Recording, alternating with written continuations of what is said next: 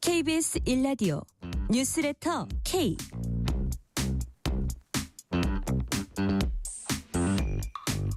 안녕하세요. 뉴스레터 K 진행하는 전종철입니다. 윤석열 전 대통령 내란 우두머리 혐의 사건에 대해서 1심 재판부가 무기징역을 선고한 이후 정치권에선 후폭풍이 이어지고 있습니다. 민주당 등 범여권은 1심 형량이 너무 가벼웠다면서 내란범에겐 사면을 제한하는 사면금지법을 추진하겠다고 밝혔습니다. 국민의힘은 대통령 고유 권한인 사면을 제한하는 것은 또 다른 헌법 파괴라고 비난했습니다. 윤 전 대통령 1심 판결에 대해서 국민의힘 장동혁 대표는 무죄 추정 원칙은 누구에게나 적용돼야 한다면서 명확한 윤 전 대통령 절연 요구에 대해선 분열의 씨앗이라고 역으로 비판했습니다. 개혁신당은 내란범과의 절연 대신 국민과의 절연을 택했다고 비판했습니다.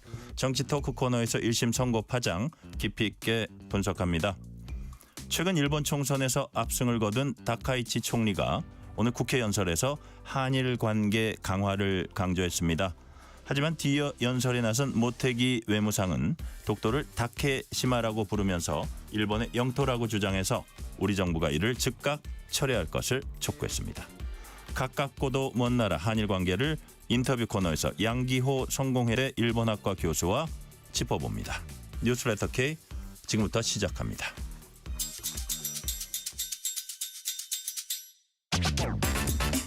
뉴스레터 K 정치 토크입니다. 조기현 민주당 법률위 부위원장, 이종근 정치평론가 나오셨습니다. 어서 오세요. 네, 안녕하십니까. 네, 안녕하세요. 주말로 가고 있으니까 좀 기분이 좋지 않으세요? 어떠세요? 늘 이 시간 기분이 좋습니다. 그렇죠.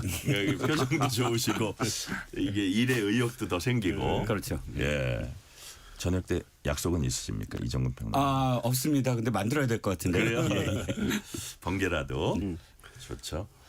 자, 짧게 짚고 지나갈게요. 어제 일이긴 하지만 그 자체에 대해선 윤석열 전 대통령 내란 우두머리 혐의 1심 재판 무기징역 선고했습니다. 자, 먼저 조기현 부위원장님. 이번 판결 어떻게 평가하세요? 일단 사형 선고에 대한 개인적 기대, 그렇게 돼야 된다는 어떤 당위성에 대한 판단이 있었는데 무기징역이 나올 수도 있다고는 봤습니다. 내란죄에 대한 인정도 의미는 있고요. 그런데 그 내용 구성은 전혀 동의하기가 어렵습니다. 그래, 어떤 점이요? 왜냐하면 이 내란죄는 국가적 중대범죄고 대통령의 범죄라는 점에서 그 판결 이유 기재가 역사적으로 대단히 중요하고 사법적으로 중요합니다. 이후에 아마 민주주의의 역사라든가 사법부에 대한 어떤 이 법조를 꿈꾸는 사람들의 학습 교재가 될 내용들인데요.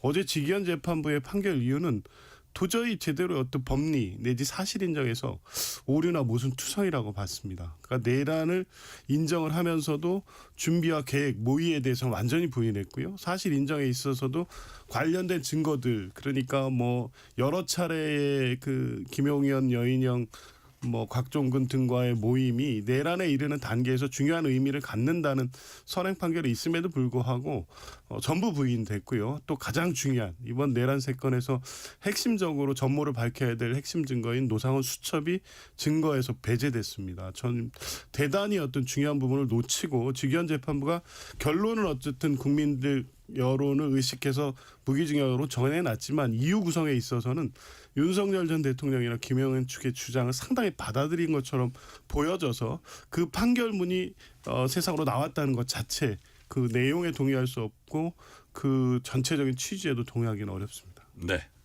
이종근 평론가님 어떻게 보세요? 네, 저는 개인적으로는 사형이 마땅하다고 생각합니다. 전 개인적인 의견입니다. 이건 전두환 전 대통령의 1997년에 4월달에 내려진 당시의 어떤 그 내란 혐의와 성격이 다르다. 최초의 대통령이 직접 군사를 동원해서 헌정 질서를 파괴하려는 재판이었기 때문에 상당히 중하게 생각을 합니다. 그런데 어저께 판결문을 보면서 직연 재판부의 고민을 읽을 수가 있었어요. 충분히 저는 아까 일부 지금 다른 어떤 재판 한덕수 총리나 혹은 이상민 행정부 장관의 판결과 다른 부분 또 인정하지 않은 부분 저도 분명히 봤습니다. 하지만 전체적인 취지가 가장 중요하다고 생각을 하거든요. 저는 어저께 판결문에서 판사는 판결문으로 이야기한다라는 그 말이 또 떠올랐습니다. 직연 판사에 대해서 얼마나 민주당이 걱정을 많이 했습니까? 마치 내란 전담 재판부가 직연 판사만 아니면 안 만들어도 된다라는 식으로 압박을 넣을 정도로 직연 판사를 걱정을 했는데 결과적으로 봤을 때 내란죄의 가장 중요한 그러니까 국헌문란과 폭동에 인정을 했고요. 또 그 인정 바탕 하에서 준엄하게 꾸짖은 부분도 분명히 있습니다. 모든 법은 모든 권력 위에 있고 또 정의는 마땅히 기록돼야 한다라 법원을 많이 또 인용을 하면서 충분히 저는 후학들에게 법을 공부하는 후학들에게 이것을 다시 한번 들여다볼 만한 판결문이었다고 생각을 합니다. 이종훈 평론가님 아까 조기현 부위원장 말씀하신 중에 이게 어떻게 계획된 게 아니었냐 이런 얘기를 하셨는데 직위원 재판장은 뭐 초범이고 고령이고 사실 이게 요점은 아닌 것 같고 오랫동안 치밀하게 계획된 건 아니고 일시적으로 순간적으로 잘못 판단해서 군을 국회 투입했다 이렇게 봤거든요. 네네.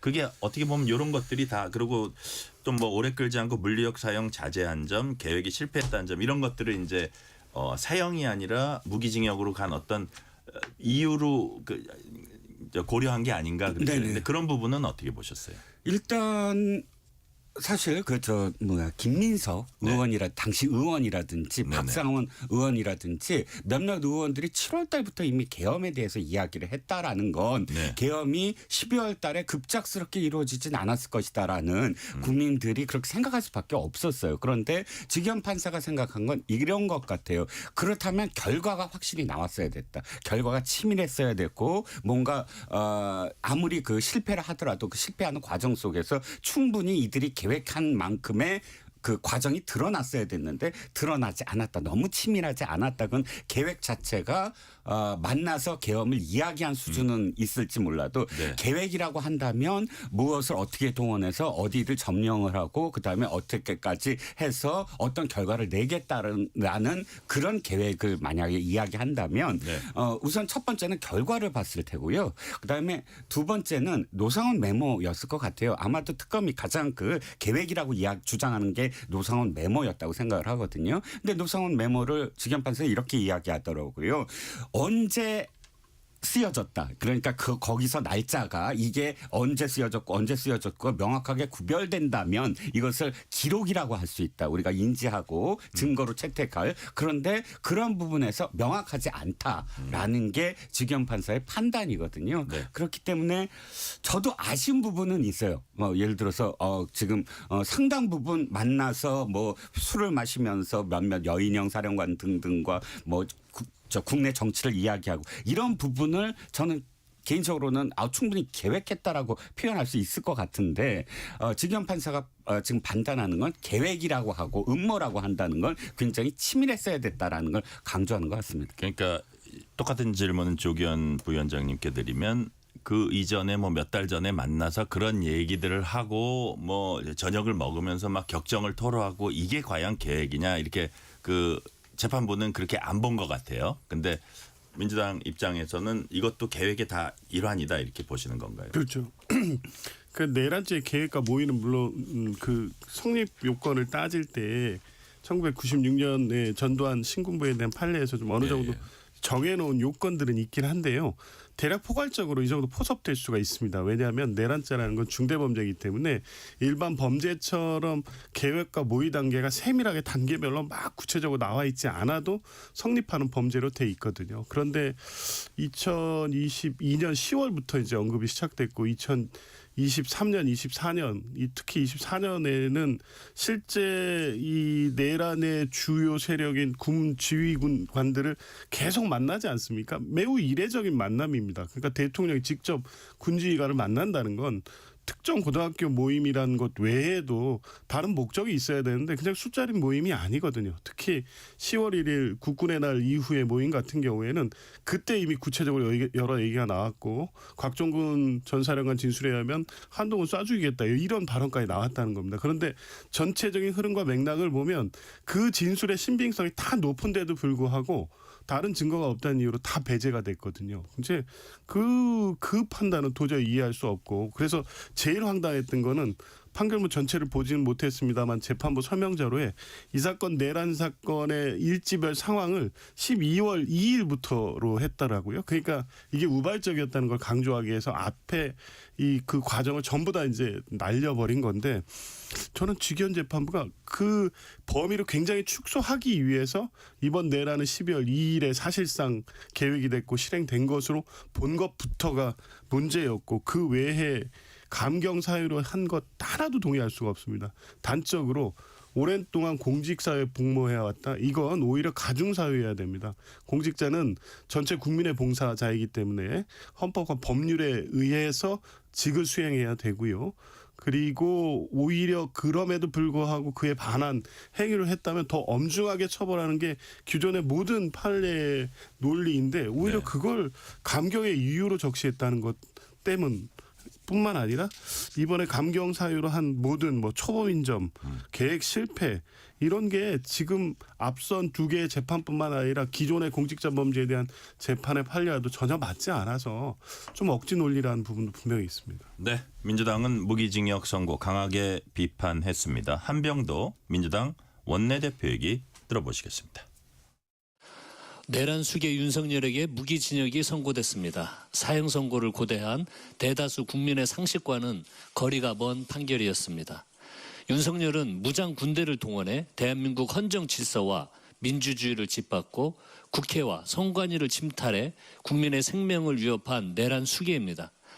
특검은 즉각 항소하고 사법부는 법정 최고형을 선고해서 대한민국 법치주의가 살아있음을 증명해야 합니다. 민주당은 대한민국에서 다시는 내란의 비극이 되풀이되지 않도록 제도를 촘촘히 정비하겠습니다. 지난해 1월 저는 내란과 외환, 반란의 죄를 범한 자에 대해서는 사면, 감형, 복권을 제한하는 내용의 사면법 개정안을 대표 발의했습니다. 내란 수계 윤석열이 교도소 담장을 걸어 나올 수 없도록 사면법 개정안을 조속히 처리하겠습니다. 국민의힘도 내란 동조 정당이 아니라면 사면법 개정에 동참해 주시기를 바랍니다. 자, 지금 조기현 부위원장님, 예. 한병도 원내대표 얘기 들어보니까 내란 수계 윤석열이 교도소 담장 걸어 나올 수 없도록 사면법 개정안 조속히 처리하겠다 이런 얘기를 했는데 이게 내란 수많은 범죄자들이 있는데 흉악범도 있고 살인범도 있고 있습니다. 그죠? 내란범에 대해서는 사면법과 금지 이게 법적으로는 문제 없어 보여요. 어떠세요? 문제 전문가로서. 없다고 보입니다. 그래요? 왜냐하면 사면법을 개정하면 되는 거기 때문에 국회의 입법정책 재량에 해당되죠. 이제 위원을 주장하시는 분들은 이게 헌법과 맞느냐? 이 사면복권, 사면권은 대통령의 고유 권한인데 그걸 법률로서 근본적으로 제한하는 게 맞느냐는 건데 사면법으로서 법률로 정할 수 있기 때문에 제한이 가능하다고 보고요. 입법 취지도 합당하다고 보시는 거예요? 그렇습니다. 왜냐하면 이제 세 가지 측면이 있다고 보는데 첫 번째 역사적 측면에서 전두환 2년 만에 그가 대법원 확정 판결 2년 만에 사면복권돼서 풀려났습니다. 그리고 평생 호의호식하면서 살았잖아요. 그렇게 중대범죄 많은 국민들을 희생시킨 전두환 사면복권이 결국에 지금의 윤석열을 낳았다. 이런 역사적 평가가 가능하기 때문에 내란에 대해서는 사면복권이 없어야 된다는 논리가 있고요. 두 번째는 지금 윤석열 전 대통령이 보이는 태도. 전혀 반성하지 않고 사실상 밖에 있는 윤호개인 본인 지지자들에게 또 다른 내란을 선동하는 것 같은 발언의 입장이 오늘 나온 겁니다. 이런 사람을 사면하는 게 맞느냐. 당연히 여론도 있고 법률적으로 맞고 헌법에도 부합한다고 보는 게 대통령의 사면권이 있지만 현직 대통령이라도 내란 외환죄에 대해서는 불소추 특권이 제한됩니다. 사면권 제한하는 것도 이 헌법 취지에 비추어 보면 헌법에도 합치되는 거로 보입니다. 네. 자, 이종근 평론가님, 내란범에 대한 사면 복권 금지 합당하다고 보십니까? 합당하지 않다고 봅니다. 그걸 위인설법이라고 생각을 하거든요. 저도 국민의 법 감정에 비추어 봤을 때 사형이 마땅하다라고 제가 전제를 했고 또 이건 정말로 무기징역에서 사면되는 건 안 돼라고 감정적으로는 이야기할 수 있습니다. 하지만 법은 형평성과 지속성이 있어야 되거든요. 법을 갖고 어떤 사람을 제재하기 위해서 법을 만든다고 한다면 예를 들어서 아까 흉악범 말씀하셨는데 네네. 어떤 흉악범은 그럼 무엇이 더 법 감정에 따라서 더 단죄를 할 것이냐가 사실 그건 규정도 없고 객관적으로 어떤 평가를 할 수 없잖아요. 예컨대 뭐 20명을 연쇄살인했다 이런 흉악범이 있어요. 예를 들어 100명을 뭐 연쇄살인했다. 그런데 무기징역이 나왔다라고 하면 법감정에 어긋날 거 아니에요. 네네. 그리고 사면하면 안 돼, 가석방 안 돼라고 주장할 수 있잖아요. 그런데 물론 이건 극단적인 예입니다. 그런데 이 감정을 누르고 우리가 법을 뭐 촘촘히 어떤 사건이 일어났을 때마다 그 사람을 단죄하기 위해서 법을 만든다고 한다면 이 법이 근대 만들어졌을 때 취지와 저는 어긋난다고 생각을 합니다. 법은 어찌됐든 가해자가 아니라 피해자가 아니라 사실은 가해자에 대한 입장에서 법이 만들어졌거든요. 네. 그렇기 때문에 조금 감정을 조금 억누르고 특별한 이 사건과 특별한 사람에 대해서 단죄를 하기 위한 법을 계속 만든 것. 거꾸로 특별한 사람을 사면시키기 위해서 법을 만드는 것도 안 되지만 그렇게 해서 특정하에서 특정 사건, 특정 인물, 특정 집단에 걸맞는 거기에 준하는 법을 만드는 건 저는 반대입니다. 네. 이 질문은 이종근 평론가께 먼저 드려볼게요. 정청래 대표가 어제 긴급 기자회견 가졌는데 여권은 무기징역 선고 두고 이제 강력히 비판하면서 지기현 판사 이렇게 또다시 비난하면서 조희대 사법부 이게 참 문제 있다라는 취지로 얘기했습니다. 조희대란 이름이 왜 등장했을까요? 그러니까 전 이제 정치공학적으로 이제 판단을 한다면 민주당의 하나의 어떤 뭐랄까요 사법부 악마화의 상징이라고 생각을 해요. 조희대 대법원장이 지난번에 이재명 당시 대표의 공직선거법과 관련해서 파기환송심을 주도했기 때문에 이것은 내란 공범이다. 뭐 민주당이 공식적으로 표현하지는 않았어도 민주당을 지지하거나 혹은 그 커뮤니티에서 주장하는 게 조희대는 내란 공범이다라는 그런 주장을 하고 있거든요. 그러면 거기에 준해서 내란과 관련된 어떤 모든 재판이 자신들의 기준에 맞고 자신들의 기대에 맞지 않을 때는 무조건 조희대 대법원장을 공격함으로써 이 전체적인 어떤 사법부의 흐름을 자신들의 뜻대로 하겠다라는 그런 의도가 아닐까. 우리가 좀 돌아보시자고요. 70년대 80년대 그러니까 그 1심 판결이 나왔는데 네. 1심 판결을 갖고 대법원장을 비난하는 일이 있었나요? 저는 희대에 어쨌든 지금 일이 벌어지고 있습니다. 사법부를 그냥 권위를 추락시키는 일이 계속되거든요. 우리 헌법에 나와 있잖아요. 판사가 양심에 따라 판결을 하도록 되어 있습니다. 그런데 어떤 판결도 사실 대법원장을 비난할 일은 아니잖아요. 네. 지금 뭐 대법원장이 그 판결에 만약에 관여를 했다고 한다면 그것 자체가 양승태 대법원장의 그 선거 개입에 준하는 사건이고 재판 개입. 예. 재판 개입. 그러면 민주당이 그런 재판 개입에 증거가 있다고 한다면 그건 비난해도 됩니다. 하지만 지금 1심 판사가 자신의 양심에 따라서 판결한 것을 두고 대법원장을 비난하는 건 대단히 정치적 의도가 있다라고 생각을 합니다. 네. 그래서 왜 이 질문을 드리냐면 야권에서 이런 의심을 하는 것 같아요. 조기현 부위원장님. 지금 이제 다음 주에 국회 뭐 24일인가요? 국회 본회의에 재판소원제, 법왜곡제, 뭐 대법관 증원 이거 대표적으로 야당이 강력히 반대하는 법안인데 그런 법안들에 좀 그 자락을 까는 게 아니냐 뭐 이런 사법부를 또 지적함으로써 이 윤석열 전 대통령 재판을 본인들의 어떤 이른바 사법개혁 그 법안 통과시키는데 연결시키는 거 아니야 이런 관측도 나옵니다. 그런 부분은 어떻게 보세요? 저는 뭐 이번에 지기현 재판부의 윤석열 전 대통령 1심 선고와 네. 사법개혁 법안 처리는 뭐 다 연관 관계가 있고 원인이 된 건 분명하지만 어제 판결 때문에 그 논리를 통해서 이 법안 처리를 위해서 지금 이 주장을 하고 있다고 보지 않고요. 일관되게 해왔던 주장이기 때문이죠. 그러니까 직위원 재판부에 대한 사실 민주당 걱정이 계속 많았잖아요. 근데 공교로운 일들이 너무 많았기 때문입니다. 첫 번째, 직위원 재판부의 윤석열 전 대통령의 내란 우두머리죄 사건 배당 과정이 이례적이었습니다. 그러니까 이런 사건 배당의 기본 원칙과는 조금 다르게 같은 부분이 있어서 김혜원 사건과 분리시켰다 다시 묶거나 이런 과정도 그랬고요. 두 번째, 그에 대한 의심이 가시기 전에 윤석열 전 대통령에 대한 구속 취소 결정을 했습니다. 그것도 기존 전무후무한, 그러니까 구속 기간을 날이 아닌 시간으로 계산하는 방식을 통해서 윤석열 대통령 풀어줬어요. 그 뒤에 그렇게 계산 안 하고 있습니다. 지금 윤석열만을 위한 결정을 했기 때문에 안 그래도 이상하다 했는데 직위원 판사가 어떤 예단을 갖고 있거나 조희대 대법원장의 사법부로부터 영향을 받고 있는 게 아니냐는 의심을 계속해 왔는데 네. 그 뒤에 이재명 당시 대표에 대한 파기환송심 절차를 또 역시 전례 없는 절차로 진행을 해서 사실상 선거에 관여했다는 비판을 해왔던 거죠. 이제 네네. 전체적으로 조희대 대법원장이 지금 하고 있는 이 사법부가 최근에 내란 사건 이후에 특히 보여지는 행태들은 사법개혁의 필요성을 보여주고 있기 때문에 그래서 적극적으로 개혁의 필요성이 대두됐고 그래서 지금까지 논의를 통해서 재판 소원이라든가 대법관 증언이라든가 이건 오랜 논의의 결과가 이 내란 전국을 맞이하면서 이렇게 다 결집이 돼서 하나의 안으로 개혁 과제로 만들어진 것이고요. 네. 그 과정에서 왜 사법개혁이 필요한지를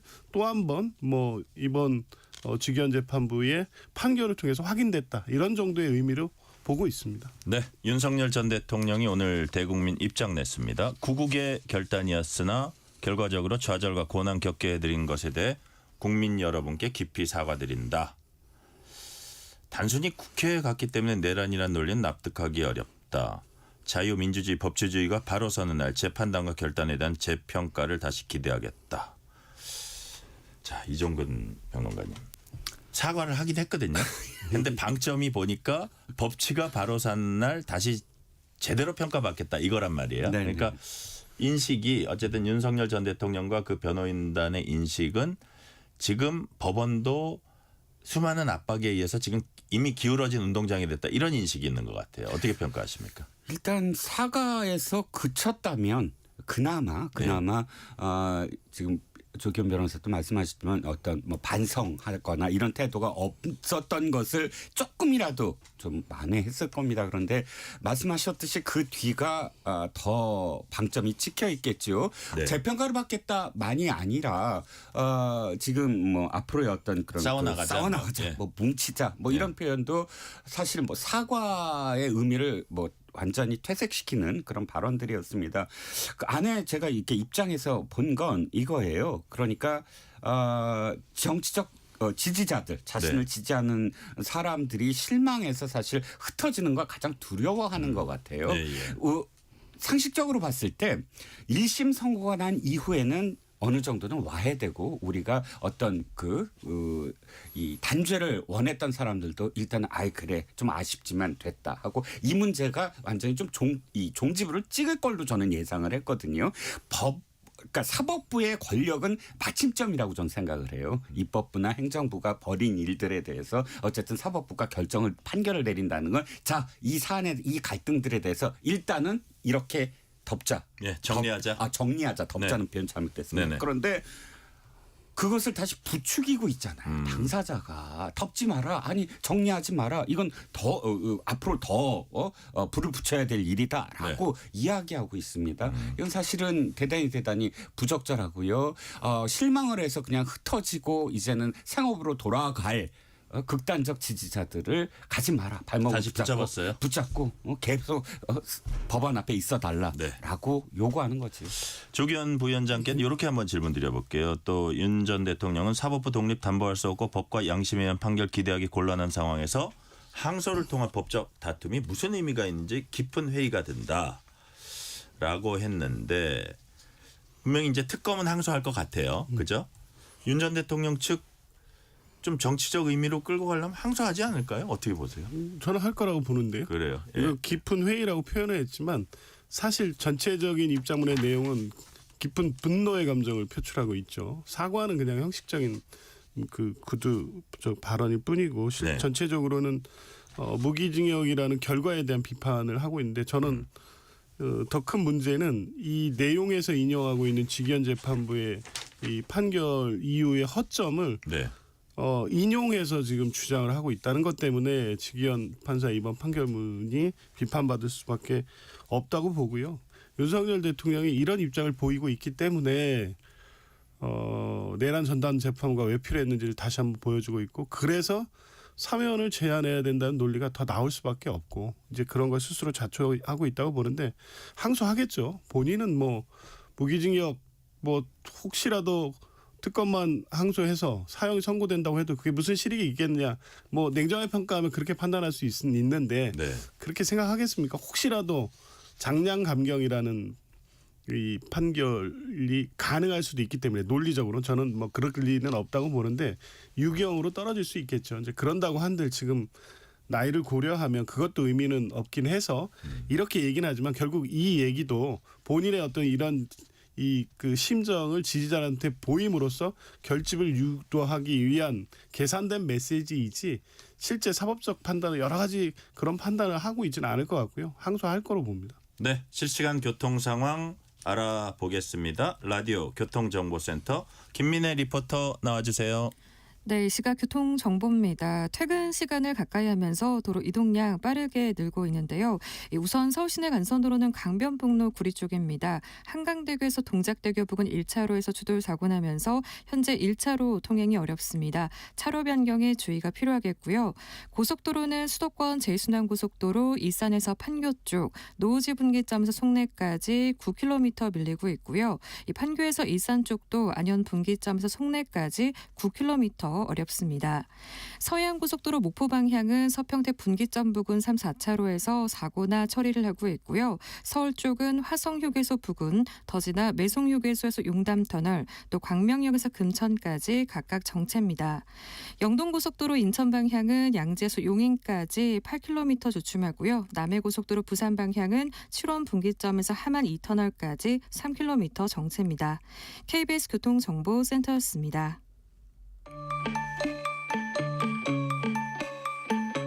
퇴근길 당신과 함께 읽는 세상 이야기 KBS 일라디오 뉴스레터 K 문자 샵 9730 짧은 문자 50원 긴 문자 100원 어플리케이션 콩은 무료 유튜브 KBS 일라디오 계정 채팅창도 열려 있습니다.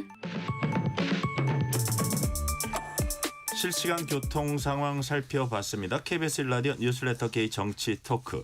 조기현 민주당 법률위 부위원장, 이종근 정치평론가와 얘기 나누고 있습니다. 사실 1심 선고 나온 다음에 이제 가장 주목한 입 중에 하나가 장동혁 국민의힘 대표입니다. 자, 뭐라 그랬는지 오늘 오전에 나온 장동혁 국민의힘 대표 입장 들어보시겠습니다. 아직 1심 판결입니다. 무죄 추정의 원칙은 누구에게나 예외 없이 적용되어야 합니다. 이미 윤석열 전 대통령은 탄핵을 통해 계엄에 대한 헌법적 정치적 심판을 받았습니다. 지금 사법적 심판도 받고 있습니다. 그리고 국민의힘은 지난 대선에서 국민으로부터 정치적 심판을 받았습니다. 윤석열 전 대통령은 헌법재판소의 심판이든 법원의 재판이든 그 어떤 것도 받아들이고 있습니다. 이에 반해 이재명 대통령은 권력의 힘으로 국민 다수의 뜻을 무시하고 헌법 제84조의 불소추 특권을 근거로 내세워 12개 혐의의 5개 재판을 모두 멈춰 세워놓았습니다. 자, 이종근 평론가님. 네. 어떤 점에 주목하셨어요? 어떻게 딱 보셨을 때 좀 예상했던 내용입니까? 아니요. 아니면 예상을 어긋났습니까? 전혀 달랐죠. 두 가지 중에 한 가지라고 봤습니다. 일단은 당 대표로서 1심이 나왔잖아요. 네. 1심이라는 건 어쨌든 아까도 말씀드렸지만 종지부를 찍어야 되는 거거든요. 자신이 스스로는 종지를 못 찍더라도 1심 판결이 이렇게 나왔잖아라고 설득할 수 있는 이 강성 지지층의 결과가 나왔으면 충분히 이제는 새롭게 가자라고 이야기할 줄 알았죠. 아니면 또 두루뭉술을 하게 이 장동혁 대표의 장기인 이도 아니고 저도 아니고 같기도 뭐 이렇게 나올 줄 알았는데 아니요. 이번에는 명확했습니다. 표현들도 명확했고 자신의 방향을 명확하게 설정을 했어요. 즉 윤석열 대통령은 죄가 없다. 라고 그냥 단언할 수 있어요. 왜냐하면 무죄 추정의 원칙이라고 표현했거든요. 최종심까지 가봐야 되는 거예요. 최종심까지 가자고 이야기하면서 무죄 추정이라는 건 자신이 바라보는 관점이 있어야 무죄 추정의 원칙을 옹호할 수 있지 않겠습니까? 관점은 무죄라는 거예요. 계엄은 내란이 아니다. 그런데 사실은 이게 엄청난 악수이거든요. 왜냐하면 지금 지방선거를 앞두고 민주당은 어저께 어떤 선고를 아무리 마음에 안 들더라도 어쨌든 무기가 나왔고 내란죄를 인정했으므로 이 프레임을 내란 정당으로 갈 겁니다.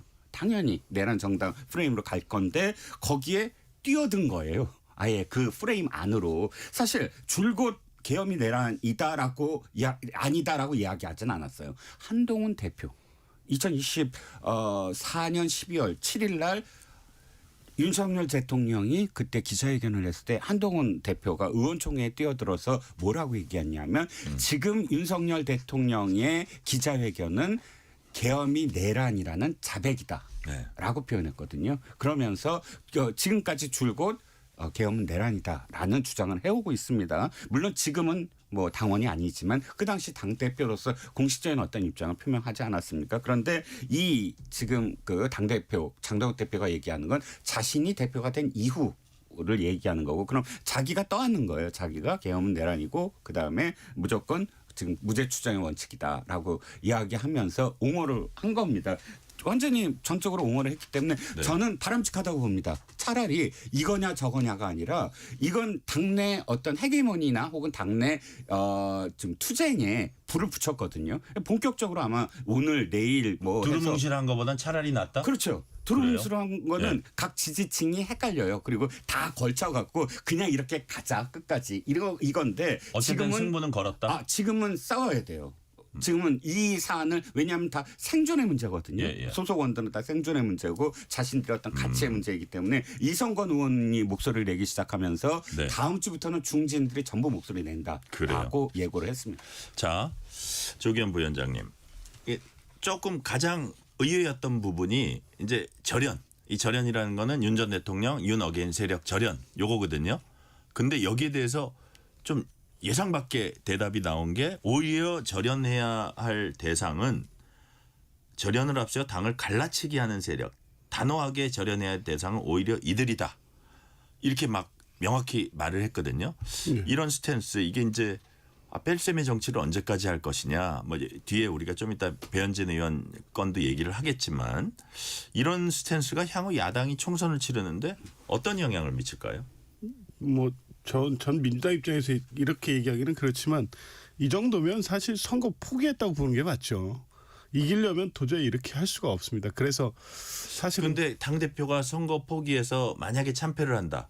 그럼 자신에게 미래가 없다는 걸 잘 알 텐데 그러니까요. 있을 거라고 보나요? 저는 그래서 기존의 정치 문법으로 지금 장동혁 대표나 이 지도부를 이제 그렇게 바라보는 시각은 오늘로서 끝났다고 봅니다. 이제 완전히 극단화되고 있고 위험한 상태로 가고 있다라고 볼 수밖에 없는데요. 저는 장동혁 대표가 윤 어게인 세력의 지지를 얻어서 당 대표가 됐고 뭐 정치인이기 때문에 본인의 지지 기반을 무시하고 정치를 할 수 없기 때문에 모호한 태도로 계속 가고 있다 이렇게 봤고 그래도 마지노선은 선거를 앞두고 있는 시점인 2월 19일 윤석열 전 대통령 선고 시점일 것이고 그 선고에서 유죄가 인정이 되고 내란이 인정되면 그때는 전향적인 입장을 나올 수밖에 없을 거다. 이게 통상적으로 뭐 여러 가지를 고려해서 당연히 그렇게 될 거라고 봤기 때문에 오늘 입장 발표가 충격적이었던 거잖아요. 근데 이제 일관된 것 같습니다. 당내에서도 본인에 반대하는 세력과 먼저 절연하고 국민 일반의 어떤 상식과도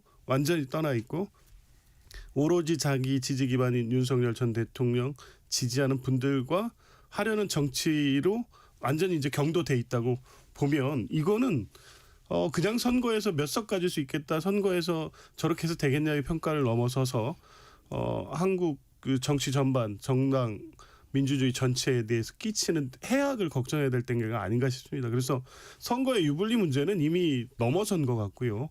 국민의힘 그래도 107석의 야당이 대표가 이런 인식을 갖고 정치를 한다면 이건 그냥 통상적인 어떤 정치 문법 갖고 대응할 단계를 넘어서는 게 아닌가 이제 걱정이 되기 시작합니다. 자, 이종우 평론가님께 이런 질문을 한번 드려볼게요. 아까 대안과 미래 이성건 의원 얘기했지만 대국민 사과문 발표했고 송원석 원내대표, 오세훈 서울시장 헌정 파괴 세력과 절연 강조했고 한동훈 대표 이런 말했어요. 한 발 더 나가세요. 이제는 절윤이 아니라 절장이다. 장동혁을 끊어내지 않으면 보수는 망한다. 이런 그 얘기를 했거든요. 그러면 아까 이제 다음 주부터는 중진들도 목소리 내고 오세훈 시장도 목소리를 모아보겠다고 이제 얘기를 했거든요. 오늘. 그럼 지금의 지도부 장동혁 지도부에 대한 어떤 투쟁이 일단 시작될 것 같기도 한데 그런 것들이 어떤 모습을 펼쳐질지 어떤 변화를 가져올 수 있을까요? 일단 이렇게 도발한 이유가 뭘까라고 생각을 하면 장동혁 대표가 지금 지금 생각하는 방향이 이럴 것 같아요. 제가 장동혁 대표를 좀 더 지지하는 그런 정치 패널들의 방송에서 한 이야기를 종합해보면 벌써부터 지금 이번에 패배한다면 한동훈 지지자들이나 혹은 아까 표현했듯이 대통령과의 절연을 앞세워서 당을 갈라치려는 세력 때문이다라고 이미 전제를 하기 시작했거든요. 그러니까 지금도 역시 마찬가지예요. 이미 패배에 대한 책임이 계속 이렇게 분열의 목소리를 내는 사람들, 앞으로 다음 주에 낼 사람들 때문이다. 당신들 때문이다라고 전제를 할 거고 지금 장동혁 대표가 생각하는 건 이런 것 같아요. 일단 불만을 가진 사람은 탈당해라. 분당을 해라. 그러니까 한동훈 대표 측에서도 분당할 줄 알았대요. 이 친한 개들이. 근데 분당하지 않고 계속 당내 목소리를 내고 하니까 당황했다는 이야기도 있는데 아무튼 계속 말씀을 드리면 그래서 그 다음 스텝은 뭐냐면 왜 그 4개 군소정당 있잖아요. 고영주 변호사가 하는 당, 황교안 대표, 정광훈 이 4개 조원진 이 4개의 정당이 지금 연대를 한다고 했다가 아예 하나의 아까 함께 그런 그 선거와 관련된 통합된 조직을 만든다고 지금 유튜브에서 조원진 대표 얘기했더라고요. 그리고 이거에 또 고성국 TV의 고성국 대표가 이미 몇 주 전에 얘기했잖아요. 이 군소 정당들한테 30석 줘야 된다. 이 얘기가 차곡차곡 진행되는 게 아닌가. 그러니까 자신한테 이게 지금 윤호개인을 절연하는 사람들은 충분히 나가서 분당해도 상관없다. 자신은 보수 대연합을 만들어서 이 당을 진짜 윤호개인 당으로 만들겠다라고 생각하는 게 아닌가. 그렇지 않다면 오늘의 이 논평이 떠오르지 않거든요. 그래요. 자, 조기현 부회장께 한번 여쭤볼게요. 배현진 의원, 서울시당 위원장이죠. 지금 당원권 1년 정지 중징계를 받고 이제 최고위 최종 결정 이제 남겨두고 있는데 당 윤리위에 재심 신청한 게 아니라 징계 처분에 대한 효력 정지 가처분 신청 법원에 냈거든요. 이럴 경우에 보통 이제 당내에서 벌어지는 일들을 법원이 다 이게 가타부타 얘기 안 하는 것들이 많던데 이 경우는 어떻게 어떤 결정이 나올 걸로 예상을 하세요? 기본적으로 법원은 이렇게 당 내부의 어떤 권력 투쟁 관련 사안에 대해서 깊이 관여하려고 하지 않습니다. 근데 다만 실제 징계같이 불이익한 처분을 하는 경우에 있어서 당원 당규가 정한 바를 명백히 위반한 절차 위법 이게 너무 확실하게 드러나는 경우에는 인용해 주는 이 경우는 어떨 것 같아요? 이 경우는 구체적으로 이유를 어떻게 구성했는지 모르겠어요. 약간의 여진이 있어 보입니다. 왜냐하면 우리가 적어도 그날 이 징계 결정이 있기 전까지 알았던 것은 한동훈 전 대표 징계에 대한 입장 발표를 주도했다는 이유로 징계가 되는 걸로 알고 있었는데 알고 보니까 그 SNS 댓글 관련돼서 아동 얼굴. 아동 얼굴 올린 것. 나머지는 다 주의나 이런 거 아주 경미한 주의, 거고 경고. 4가지 중에 아동 얼굴만 당원권 1년 정지 중징계가 나오고. 한동훈 대표 관련된 내용은 보류됐어요. 판단도 안 하고. 요걸 가지고 이제 징계를 했다면 그 사전에 통보하거나 했던 내용을 가지고 사실 소명하고 방어권 행사를 할 수 있는 기회 보장이 기본적으로 절차적으로 있었어야 되는데 네. 그게 제대로 안 된 것 같아요. 만약 그게 명확하게 사전에 징계 사유에 대한 통보라든가 충분히 소명할 수 있는 기회 보장이 안 됐다고 하면 네. 절차 위반이 인정될 소지는 있긴 한데 이제 장원권 정지 1년이라는 징계 양정의 어떤 정도 이런 것만 갖고는 인정되기는 어렵습니다. 그 만약에 인정된다고 해도 이게 지금 장동혁 대표나 그 이른바 당권파들이 좀 이렇게 쭉 어떻게 뭐 가지 쳐내고 이런 부분들을 반전할 만한 그런 거는 아니라고 보시나요? 어떻게 보시나요? 아니요, 일단은 많이 인정되면 만약에 법원이 제동은 확실히 걸린다. 그렇죠. 왜냐하면 공천권을 행사할 수 있으니까. 그런 거에서 정치적 의미는 분명히 있죠. 그래요. 그 짧게 아까 많이 말씀을 해주셨는데 이종근 평론가님께 그렇다면 장동혁 대표가 지금 그리고 있는 지방선거 로드맵은 머릿속에 그리고 있는 건 뭘까요? 두 가지라고 생각을 해요. 예. 하나는 아까 말씀드렸듯이 군소정당이 함께 해서 보수대연합을 외연확장이라고 표현하려고 하더라고요. 네네. 외연확장이 우리는 중도라든지 뭐 이런 어떤 그 좀 일부 진보라든지 이렇게 외연확장을 보통 생각을 하는데 네네. 그게 아니라 보수대연합을 해서 군소정당과의 연합. 두 번째가 제가 이 증상을 박근혜 대통령 시절에 똑같이 봤어요. 박근혜 대통령 시절에 총선에서 졌잖아요. 그때 예. 무슨 일이 있었냐면 뭐 옥새 들고 나르샤. 예. 근데 옥새 들고 김무성. 예. 나르샤가 왜 벌어졌냐면 찐윤 간별사 뭐 이 사건 때문이에요. 예. 그때 예. 찐윤 운운하면서 수도권 의원들이 우리 진다 이렇게 하면 그때 찐윤들이 친박들이 찐박. 뭐라 그랬냐면 찐박들이 뭐라 그랬냐면 박근혜 대통령을 충성스럽게 옹이할 수 있는 70명만 있으면 남으면 네. 우리는 박근혜 대통령이 대통령에서 끝나더라도 대통령을 계속 보호할 수 있다. 네. 이렇게 얘기했거든요. 네, 네. 이게 무슨 뜻이냐면 선거의 승리라는 걸 이 사람들이 생각하는 이 당을 정말로 입법 권력을 쟁취하거나 지방선거의 권력을 쟁취해서 이재명 정부를 견제한다. 이런 생각이 아니라 자신들 윤석열 대통령을 옹이하는 그런 권력을 계속 유지하겠다. 이런 방향으로 포지셔닝한 게 아닌가 하는 게 걱정입니다. 네. 자, 민주당으로 넘어가 볼게요. 최근 민주당의 이재명 대통령 사건 공소 취소와 국정조사 추진 모임이 생겼습니다.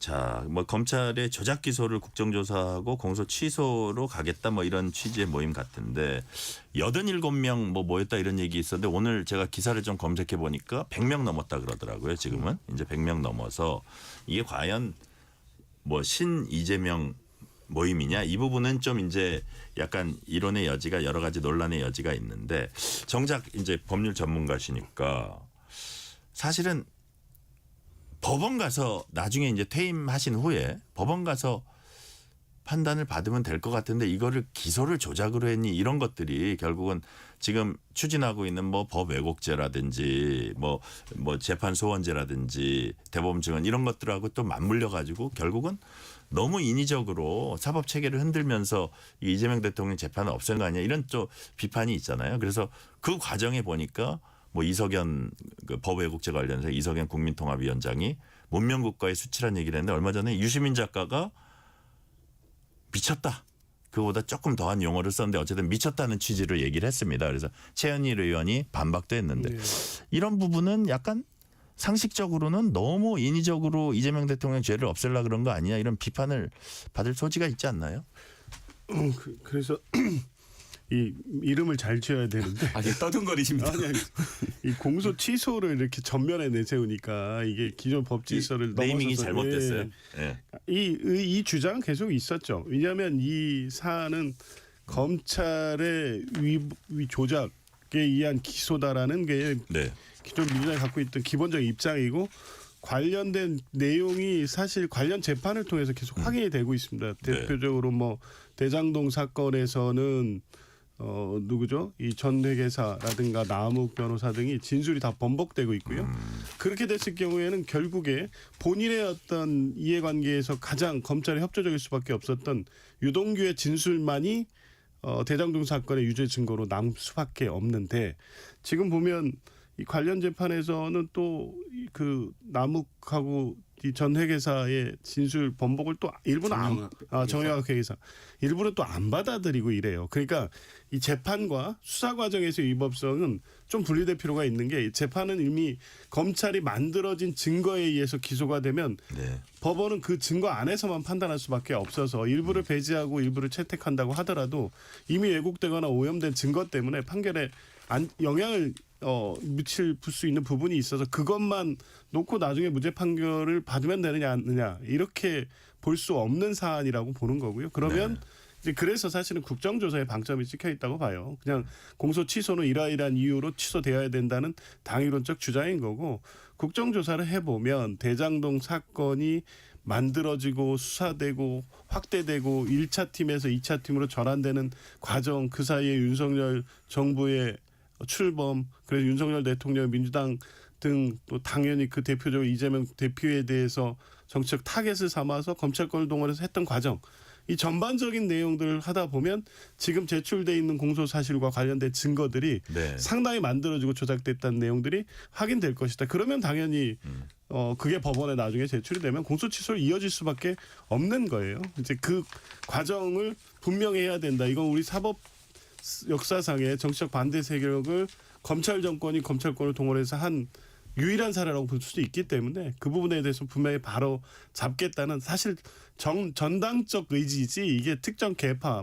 뉴 이재명 이렇게 이 프레이밍될 문제는 아니라고 봅니다. 자, 이종근 평론가님. 네. 이 부분 어떻게 보시는지 똑같은 공소 취소. 그다음에 뭐 이런 것도 또 있어요.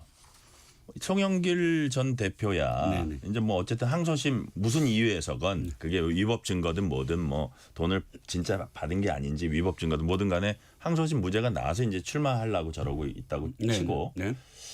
김용 전 민주연구원 부원장 같은 경우는 1심, 2심 공이 이제 유죄가 나왔는데 북콘서트 출마 가능성을 염두에 둔 북콘서트 하고 다니는 이런 모습들이 기존에 잘 못 보던 모습인데 네. 야, 야당이 얼마나 견제를 못하면 저러고 있을까 이런 얘기도 하거든요. 예, 세 가지 이런 전반의 상황 어떻게 보세요? 첫 번째 공소 취소 말씀은 그럼 제가 조기현 변호사한테 이렇게 여쭤볼게요. 만약 국정조사를 하게 되면 그 모임이 해체되나요? 아니 뭐 그런 어떤 뜻이라면 모임을 만들 이유가 없잖아요. 그 안에서 공소 취소를 위한 국정조사 하자. 아니 집권 여당이 국정조사 하는 거를 왜 모임을 만듭니까? 모임 만드는 정도가 아니라 대표 있죠. 상임 대표 있고 고문 있고 간사 있고 완전히 조직이더라고요. 당 속의 당이에요. 국정조사 하는데를 위한 모임이 왜 그렇게 거창하게 합니까? 제가 보기에는 더민주혁신회의의 원내 모임이다. 원내 그러니까 친명을 위한 그렇게밖에 이해가 가지 않는 거예요. 그러니까 네이밍 저도 잘못됐다고 생각을 합니다. 아니 차라리 미래 개혁파 아니면 이런 어떤 가치를 위해서 그 정도로 모여야지 그렇게 공소 취소 국정조사 이런 어떤 내용으로 모인다는 거 너무 솔직했어요. 너무 네. 의도가 솔직했고 두 번째 김용 씨 말씀을 드리면 사실 민주당이 조금 부끄러워하셔야 될 부분이 있지 않는가. 그 국회의장부터 당대표 원내대표 다 모였어요. 그들이 우리의 김용 씨가 어떠고 얘기합니다. 김용이라는 분이 민주화 동지입니까? 그 학생운동 동지입니까? 아니면 민주당을 함께 만들었습니까? 제가 알기에는 그분은 성남시의 지역 언론에 계셨다가 이재명 시장의 눈에 들어서 시의원이 됐다가 이재명 시장과 완전히 함께 경기도의 대변인하고 당에 입당한 건 굉장히 최근 일인 걸로 저는 알고 있습니다. 그런데 그런 어떤 과거의 인연 때문이 아니라 뭐 때문일까요? 핵관이기 때문입니다. 윤핵관 옛날에 얘기했듯이 이핵관이기 때문이에요. 그 대통령을 만든 가장 최측근이기 때문에 국회의장부터 달려들어가서 저렇게 그 5년형을 받고 아직 대법원의 확정 판결을 남긴 그런 그 혐의자에 대해서 동지운운하면서 앞으로의 어떤 그런 이 정치 행로를 함께할 것처럼 이야기하는 것.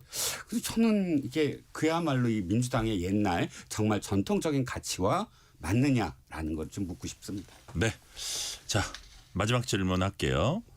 이재명 대통령이 연일 부동산 메시지 내고 있는데 제일 최근에 낸 메시지를 보니까 오늘이죠. 기존 다주택에 대한 대출 연장이나 대환도 신규 다주택 구입에 가하는 대출 규제에 동일해야 공평하다. 기존 받아온 대출 연장 이런 것에 대해서도 새로운 규제를 해야 된다. 자, 그 더 강력한 규제가 그 다주택자에 대해서는 규제가 필요하다. 이건 뭐 어떤 SNS 정치 이걸 떠나서 이 다주택자에 대한 이런 그 규제가 시간은 한 30초씩만 말씀해 주세요.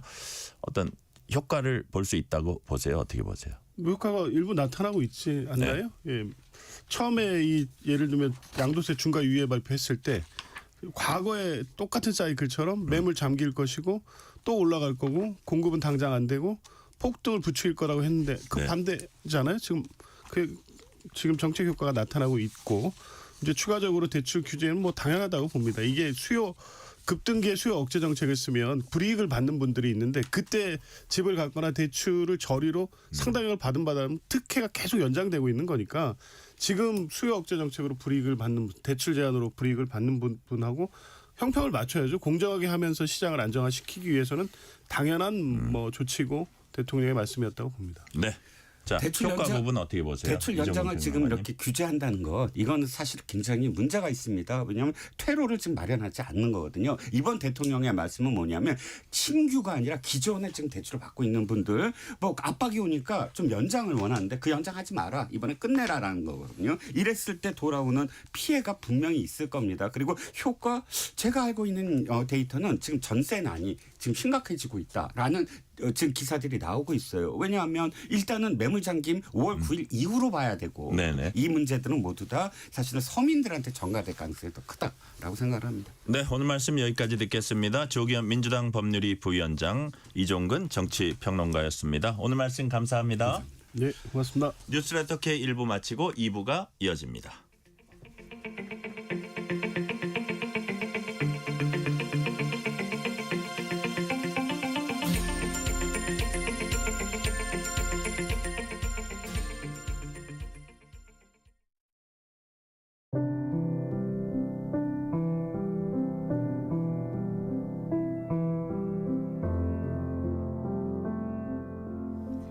KBS 라디오 연중기획 희망충전 대한민국 678번째 이야기.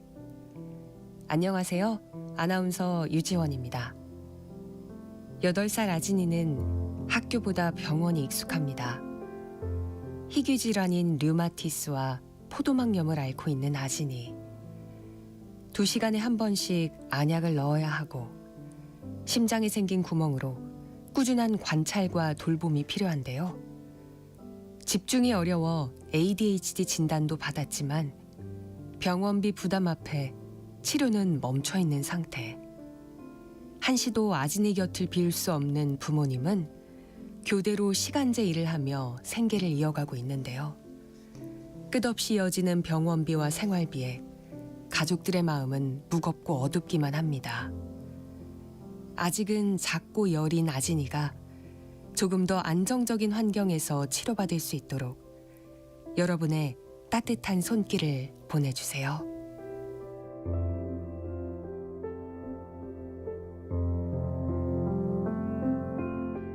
여러분의 따뜻한 손길이 희망의 빛이 됩니다.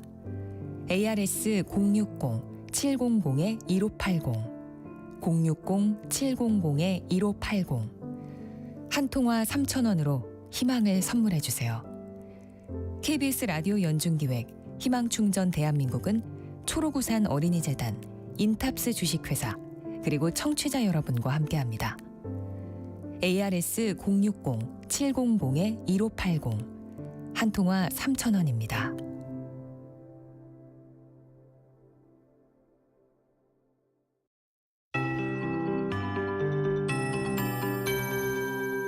KBS 58분 날씨.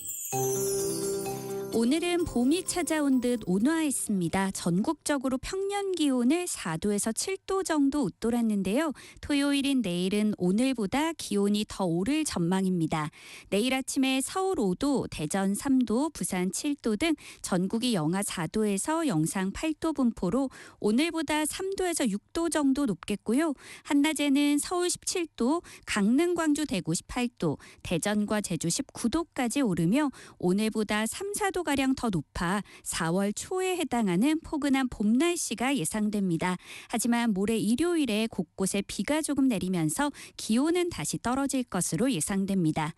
오늘과 내일 하늘은 맑겠지만 공기가 탁하겠습니다. 온화한 남서풍에 중국발 미세먼지가 실려 날아오면서 지금 수도권과 충청도의 초미세먼지 농도가 나쁨으로 나타나고 있고요. 그 밖의 지역도 먼지 농도가 점차 높아지겠습니다.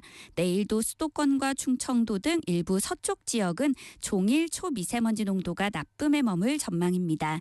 한편 지금 강원도 해안과 경상 남북도, 충남 동부와 전남 동부 지역에는 건조주의보가 발효 중이고 바람도 강하게 불고 있으니까요. 불조심하시기 바랍니다. 현재 서울의 기온은 11.3도입니다. 송소진입니다.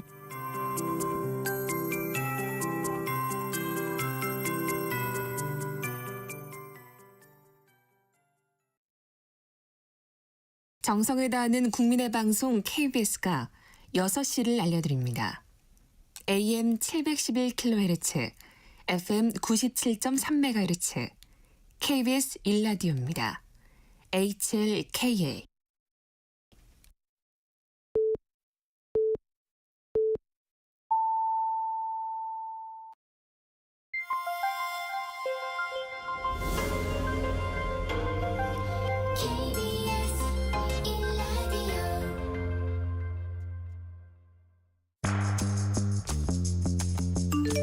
여러분은 지금 퇴근길 시사편지 한 장, KBS 1라디오 뉴스레터 K를 듣고 계십니다.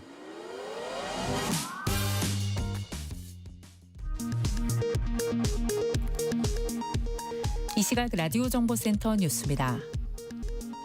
이재명 대통령이 부동산 불로소득 공화국의 혁파를 강조하며 기존 다주택자 대출 연장과 대환대출 규제까지 폭넓게 검토하라고 지시했습니다.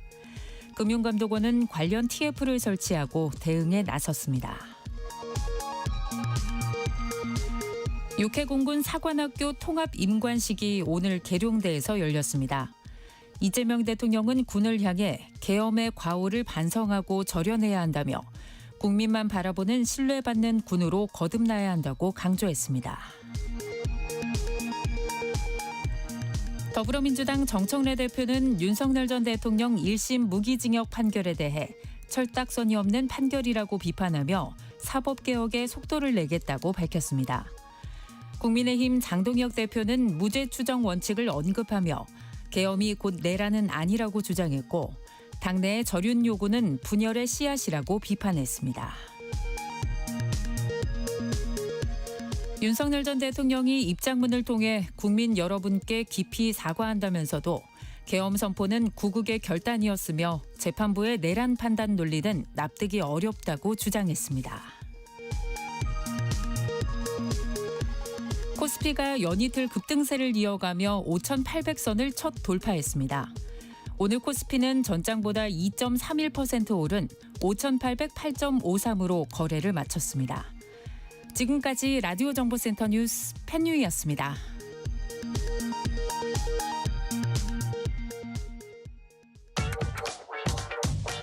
뉴스의 진수를 보여주는 인터뷰. 뉴 진수. 다카이치 사나이 총리가 이끄는 일본 자민당이 중의원 선거에서 개헌 발의선인 3분의 2 의석을 돌파하는 압승을 거뒀습니다. 다카이치 총리는 압승 직후에 전쟁할 수 있는 나라, 전쟁 가능국으로 개헌하겠다는 의지를 밝히면서 앞으로 한일 관계에 어떤 파장이 있을지 이목이 쏠리고 있습니다. 오늘은 양기호 성공회대 일본학과 교수와 함께 다카이치 일강체제 출범이 한일 관계와 동북아 정세에 어떤 영향을 끼칠지 짚어보겠습니다. 양기호 교수님 어서 오세요. 네, 안녕하세요. 네. 귀한 시간 내주셨어요.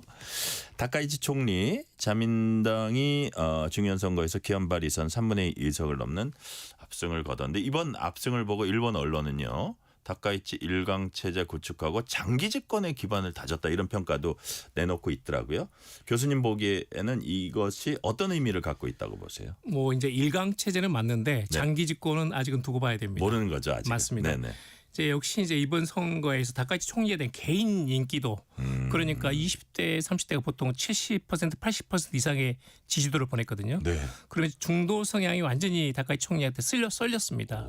그러니까 이제 그 원래 기존의 옛날 일본의 자민당 총리라고 그러면 좀 나이 든 할아버지 스타일. 그렇죠. 예, 그리고 당선 한 10몇 회 되면서 그리고 이제 그 세습 정치가 뭐 본인이 황족이거나 아니면 이제 적어도 장관급 이상의 그 부친이 있거나 아니면 부인이 재벌이거나 하는 상태였거든요. 근데 굉장히 이제 그 가난한 집안에서 태어나가지고 서민 출신의 이런 여성이고 그 다음에 굉장히 어떤 마을이 어떤 그 간결합니다. 굉장히 이해하기 쉽고 약속을 나름대로 잘 지키고 또 굉장히 그 실행력도 빨라요. 스피드감이 좋습니다. 그런 점에서는 이제 일본인들이 한번 기대를 걸어보자는 것인데 제가 보기에는 오늘 또 이제 그 시정 연설을 국회에서 했거든요. 네. 근데 가장 중요한 것은 역시 강한 일본을 만들겠다는 거예요. 네. 강하고 풍요로운 일본을 만들겠다는 건데 지금까지 일본의 경제 성장률을 보게 되면 예를 들면 작년 같은 경우에 1.1%, 재작년은 마이너스 0.2%였거든요. 네, 그런데 비해서 중국은 5%, 미국은 2%입니다. 그러니까 장기 침체가 30년 이상 지속돼 왔고 그리고 일본 경제에 대한 미래 비전이 없는 겁니다. 네, 그런데 이제 이 다카이치 총리가 앞으로 집중적으로 성장 산업에 투자를 해가지고 강한 일본을 만들겠다라는 점이 일본인들의 기본적으로 공감대를 샀다라는 것이고 특히 이제 중일 갈등이 심각해진 상태에서 강한 일본이라는 것은 중국에 대해서 군사적으로 충분히 억지력을 갖춘 강한 일본이거든요. 네. 그런 점에서는 다카이치 총리를 지지하는 몰표가 오히려 중국의 예상과는 빗나가지고 완전히 그 다카이치 총리를 지지하는 형국으로 나타났다라는 것이 이제 특징입니다. 이제 하나만 더 말씀드리면 역시 이제 이번에는 이 다카이치의 압승이긴 한데 자민당의 압승은 아닙니다. 자민당은 이제 지지율이 그대로 30%대에 머물러 있거든요. 아, 그래요? 예, 맞습니다. 그리고 다카이치 지지율하고 40% 이상 차이가 나기 때문에 다카이치 지지에 대한 지지율이 하락하게 되면 자민당의 지지율은 떨어지고 그래서 장기 집권 가능성은 앞으로 두고 봐야 된다는 것이고 단지 이제 일본의 그 리버럴 진보 세력들이 완전히 이번에 굉장히 붕괴했다 이렇게 보는 게 맞습니다. 그러니까 그래요. 지금 49석으로 줄었는데 입헌 민주당의 제일 야당인데 이 지역구 289석에서 건진 게 7석이거든요. 네. 249석을 자민당이 가져갔습니다. 그러니까 이건 적어도 소선구제 이제 선거 제도에서는 일본의 진보 세력이 완전히 완패했다 이렇게 보는 게 맞아요. 그래서 상당히 앞으로 이제 일본에서 이 리버럴 세력들을 어떻게 재건할지 그것도 좀 귀추가 주목되고 있습니다. 와, 이게 아주 특이한데 진보 세력이 완패하고 자민당의 승리라기보다는 다카이치의 승리다. 자민당 맞습니다. 뭐 30%인데 다카이치는 70%에 육박하는 맞습니다. 그런 높은 지지율 그 힘으로 완승을 거뒀다 이런 건데 아까 말씀하신 대로 풍요로운 일본, 강한 일본.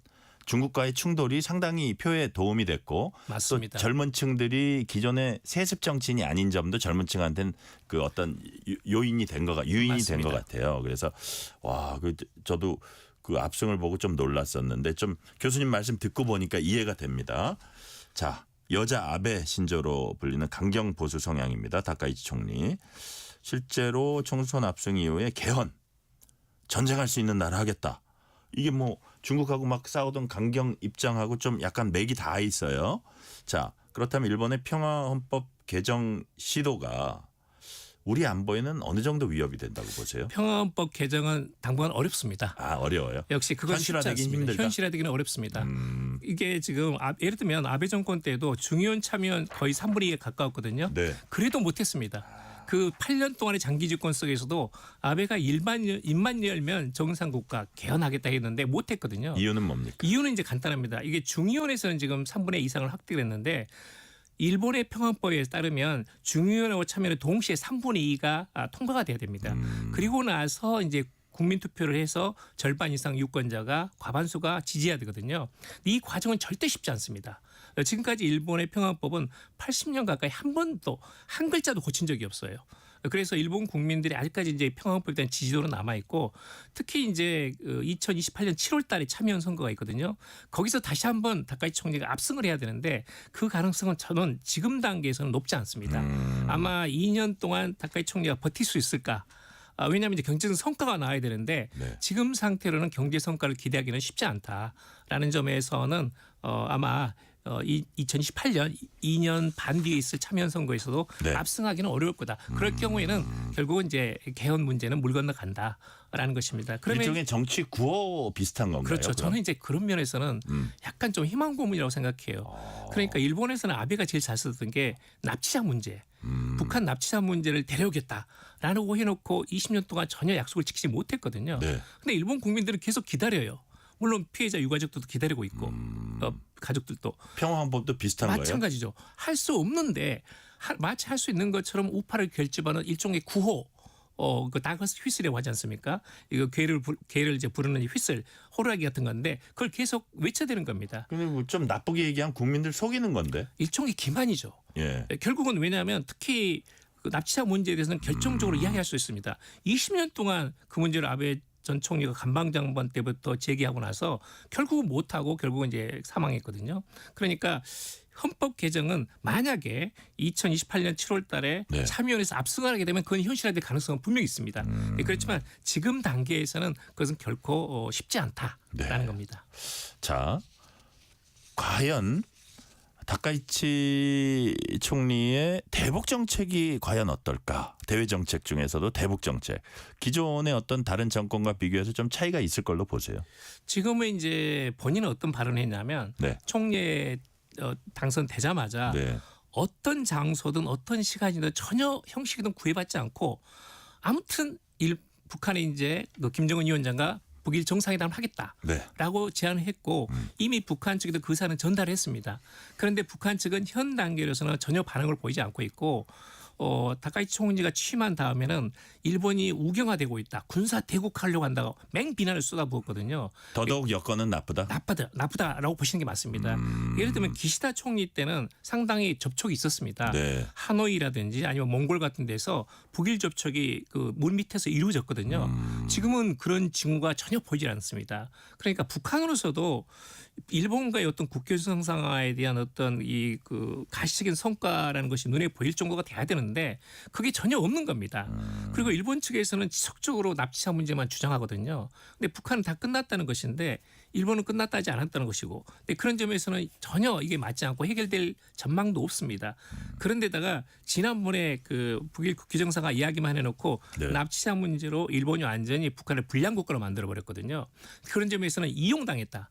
아베한테 악용당했다라는 어떤 피의식이 굉장히 있어요. 북한 측에서. 납치자 문제로 북한을 불량 국가로 만들었다는 거는 그냥 외교적 성명의 차원입니까? 아니면 유엔 같은 데 가서 그렇게 막 이제 다른 국가들을 설득한 겁니까? 다른 국가들 우리 이번에 한일 정상회담도 예. 그렇고 미국의 트럼프 대통령도 일본에 오면 그 피해자 가족들을 만났습니다. 납치 피해자. 그러니까 완전히 어떤 외교적인 쟁점으로 만들어버린 것이고 네. 적어도 일본 국내에서는 북한이 그동안 말하자면 식민지 시대 때 한국이나 북한이 입었던 그 피해는 완전히 사라지고 북한은 완전히 가해 국가로 남은 겁니다. 그리고 이제 어떤 정치가라도 이 납치자 문제에 대해서 유연한 반응을 보이거나 조금 더 오픈된 입장으로 이야기를 하게 되면 거의 낙선을 각오해야 되는 일본 정치에서 가장 건들기 힘든 일종의 그 트라우마로 남아버린 겁니다. 네. 그런 점에서는 그 피의식이 북한도 있는 거죠, 역시. 물론 이것은 인권 차원에서는 반드시 해결돼야 되지만 이 문제에 대해서 북한의 입장이 전혀 일본 측에 반영되고 있지 않고 일본이 이용만 하려고 들고 있다. 그래서 이제 가장 이상적인 것은 전체적으로 북한과 수교를 하면서 네. 그다음에 배상도 하고 이 문제도 납치자 문제 풀고 해야 되는데 지금 다카이치 정권 하에서는 납치자 문제가 무조건 입구로 돼 있는 겁니다.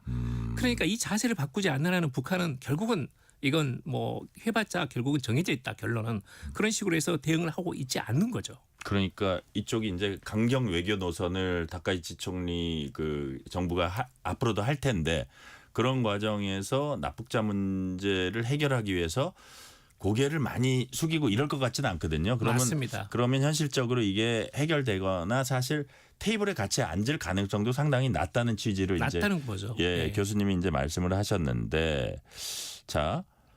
그러면 이제 우리나라로 이제 돌아와 볼게요. 일단은 일본과의 납북자 문제를 포함해 가지고 뭐 북일 정상회담이라든지 이거는 조금 생각보다는 좀 먼 얘기다. 맞습니다. 그건 아주 당분간은 극적인 기대하기 어떤 계기가 어렵다라고 있긴 보시면 됩니다. 힘들면 자 지금부터 우리나라 얘기를 해보면요.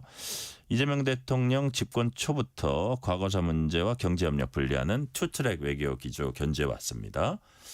이 부분에 일본이 얼마나 좀 호응할 거라고 보시는지 또 그 관건은 뭐가 될 거라고 보세요? 저는 이제 상당히 잘 맞아 들어가요. 그러니까 네. 이제 우리도 이재명 대통령이 굉장히 좀 그 일본에 대한 강경한 발언도 많이 쏟아냈었고 다카이치도 굉장히 강경 우파거든요. 네. 그런 점에서 충돌하지 않을까 걱정했었는데 지금은 한국이나 일본이나 실용 외교로 상당히 잘 맞아 들어가요. 그리고 이재명 대통령께서 한일 관계를 지금 너무나 국제 정세가 엄중하고 국내 문제도 어렵고 북한 문제도 있기 때문에 안정적으로 관리해야 간다라는 그런 해야 된다는 것에 대해서는 굉장히 의식이 강합니다. 그건 일본도 마찬가지입니다. 지금 중일 갈등이 엄청나게 심각하거든요. 네. 이 문제는 절대 수년 내에 안 풀립니다. 예를 들면 아베 총리가 2013년에 12월 달에 야스쿠니 네. 신사를 참배했어요. 예, 예. 그리고 나서 중국이 엄청나게 반발했고 그 관계가 다시 화해를 맞이한 국면도 4년 뒤입니다. 무려 4년이 걸린 겁니다. 그러니까 이제 중국과의 관계가 부담이 되고 거기다가 지금 미국도 동맹 체제에 대해서 굉장히 그 어떤 부정적으로 보잖아요. 일종의 네. 거령이고 예. 동맹들이 오히려 미국을 착취했다고 보거든요. 그런 점에서는 강한 입장이기 때문에 만약에 중국 그리고 약해진 미일 관계에서 또다시 한국까지 적으로 돌리면 다카이치의 외교라는 것이 굉장히 이건 약해지는 겁니다.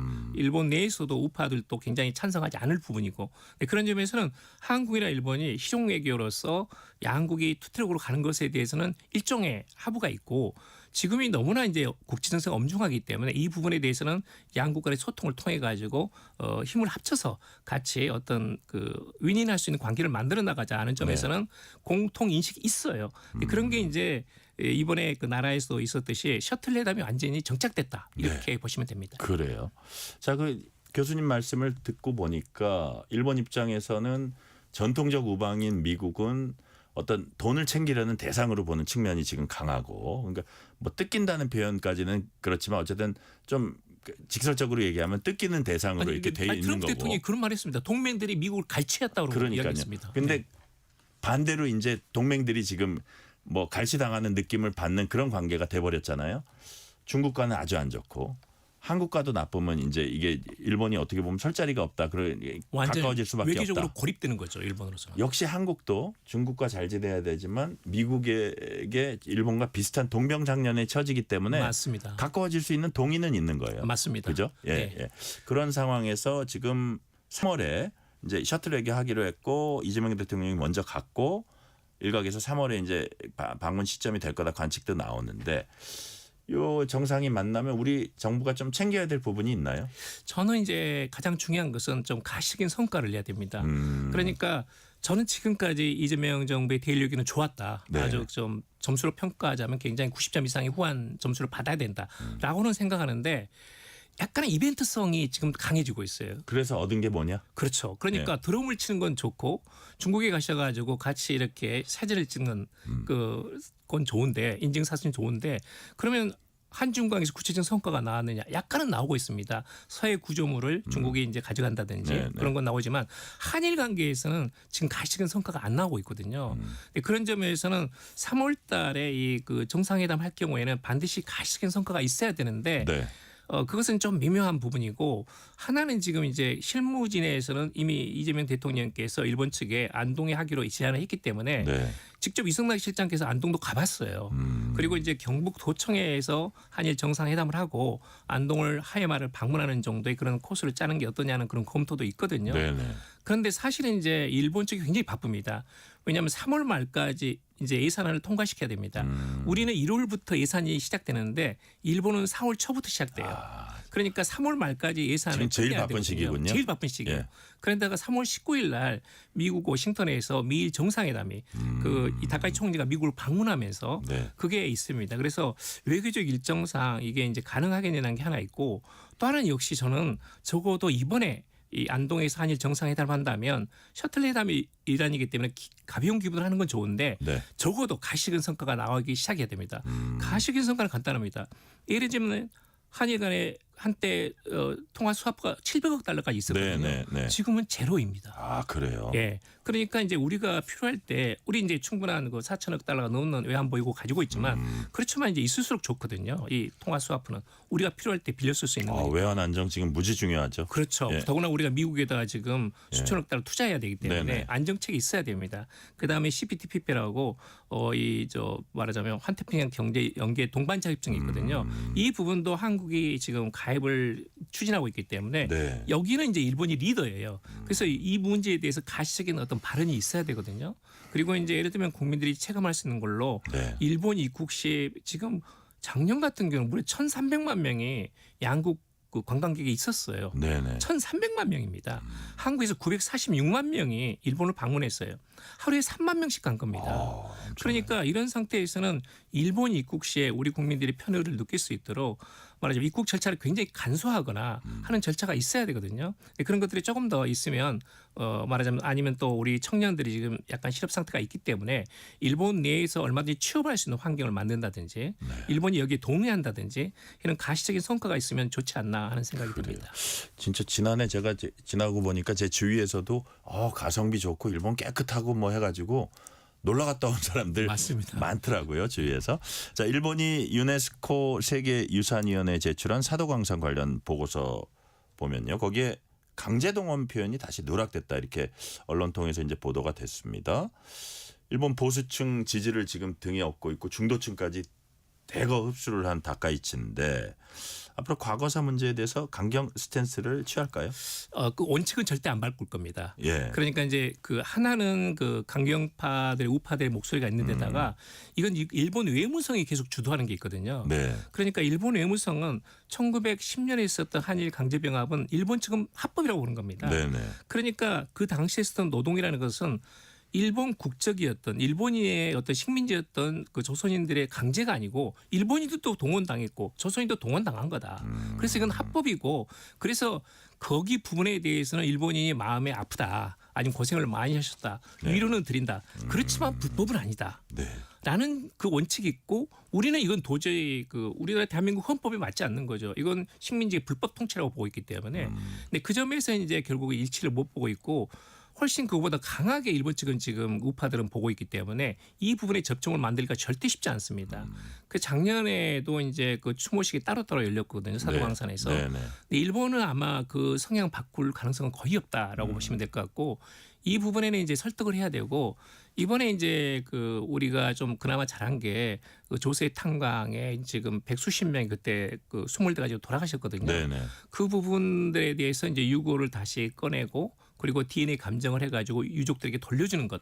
이 부분에 대해서는 한일 간의 공동 조사가 지금 그 시작되는 단계에 들어와 있거든요. 그것도 그래서 중요하네요. 중요하죠. 그러니까 네. 이제 과거사 문제에 대해서 물꼬를 틀 수 있는 서로의 공감대를 가지고 논의할 수 있는 그 장이 스테이지가 처음으로 만들어진 겁니다. 네. 적어도 이재명 정부에서는. 그래서 이것을 좀 더 연장시켜 가지고 이 사도광산 문제라든지 아니면 다른 역사 인식을 공유할 수 있는 네. 그런 부분까지 나가야 되는데 그 부분은 결코 쉽지는 않습니다. 그래요. 이제 그 접점 만들기 굉장히 힘들다 그러셨는데 뭐 역으로 말하면 불가능한 건 아니네요. 그래서 그 좀 노력하면서 살짝 한 발짝이라도 조금 뒤로 물러서면서 서로 그 접점을 만들어갔으면 맞습니다. 좋겠다고 생각하고 그런 접점을 만드는 노력을 저희가 이제 해야 된다고 생각합니다. 과거사 문제 또 이게 또 하나의 또 뭐라 그럴까요? 민감한 문제가 독도 문제입니다. 한일 관계 내관이라고도 얘기하는데 자 보니까 이틀 후인가요? 2월 22일이 일본 시마네 현이 정한 다케시마의 날입니다. 일본 정부가 독도의 날입니다. 그렇죠. 독도의 날이죠. 날입니다. 다케시마. 네. 시마네 현 이 행사에 정부 차원의 고위급 인사 파견해서 독도 갈등이 재현될 가능성 상당히 높다고 보세요. 아니요. 그 부분은 이미 정리가 됐습니다. 정리됐어요? 어떻게 2월 정리됐어요? 16일 날 일본 정부에서 네. 이전대로 지금과 마찬가지로 정무관을 보내는 걸로. 정무관은 정확히 이야기하면 차관 보급입니다. 네네. 대신이 있고 부대신이 있고 정무관이거든요. 국회의원들인데 당선 3회 4회 정도 되는 약간 이제 정무직으로서는 가장 아래 차관 복급에 해당합니다. 네네네. 그래서 이제 정무관을 보내는 걸로 2월 16일 날 발표가 났습니다. 아 그래요. 예. 그래서 그것은 이제 그거의 의미는 정무관 보내는 의미는 어떤 건가요? 이제 독도 문제를 가지고 대신을 보내가지고 하겠다고 다카이 총리가 전에 발언한 적이 있는데 그건 이제 싸우겠다는 거죠. 예, 그렇죠. 이것은 큰 겁니다. 예. 만약에 이 사태까지 간다면 한일 갈등을 피할 수 없고 네네. 아무리 이재명 대통령께서 한일 간에 실용 해결을 하겠다고 해도 국내 반발을 견딜 수는 없습니다. 그 점에 대해서는 일본도 마찬가지로 이전의 사례대로 따르겠다는 것이고 더구나 이제 아까 말씀드린 바와 같이 3월 19일 날 워싱턴에서 미일 정상회담이 있거든요. 네네. 여기서 또 한국을 화내게 만들고 미국에서는 한미일 안보 협력을 중시하고 있는데 이 한일 갈등을 일본 측이 또 만들고 중일 갈등을 만들어내고 하면서 미국을 방문한다? 그러면 이제 그야말로 책을 잡히는 거죠.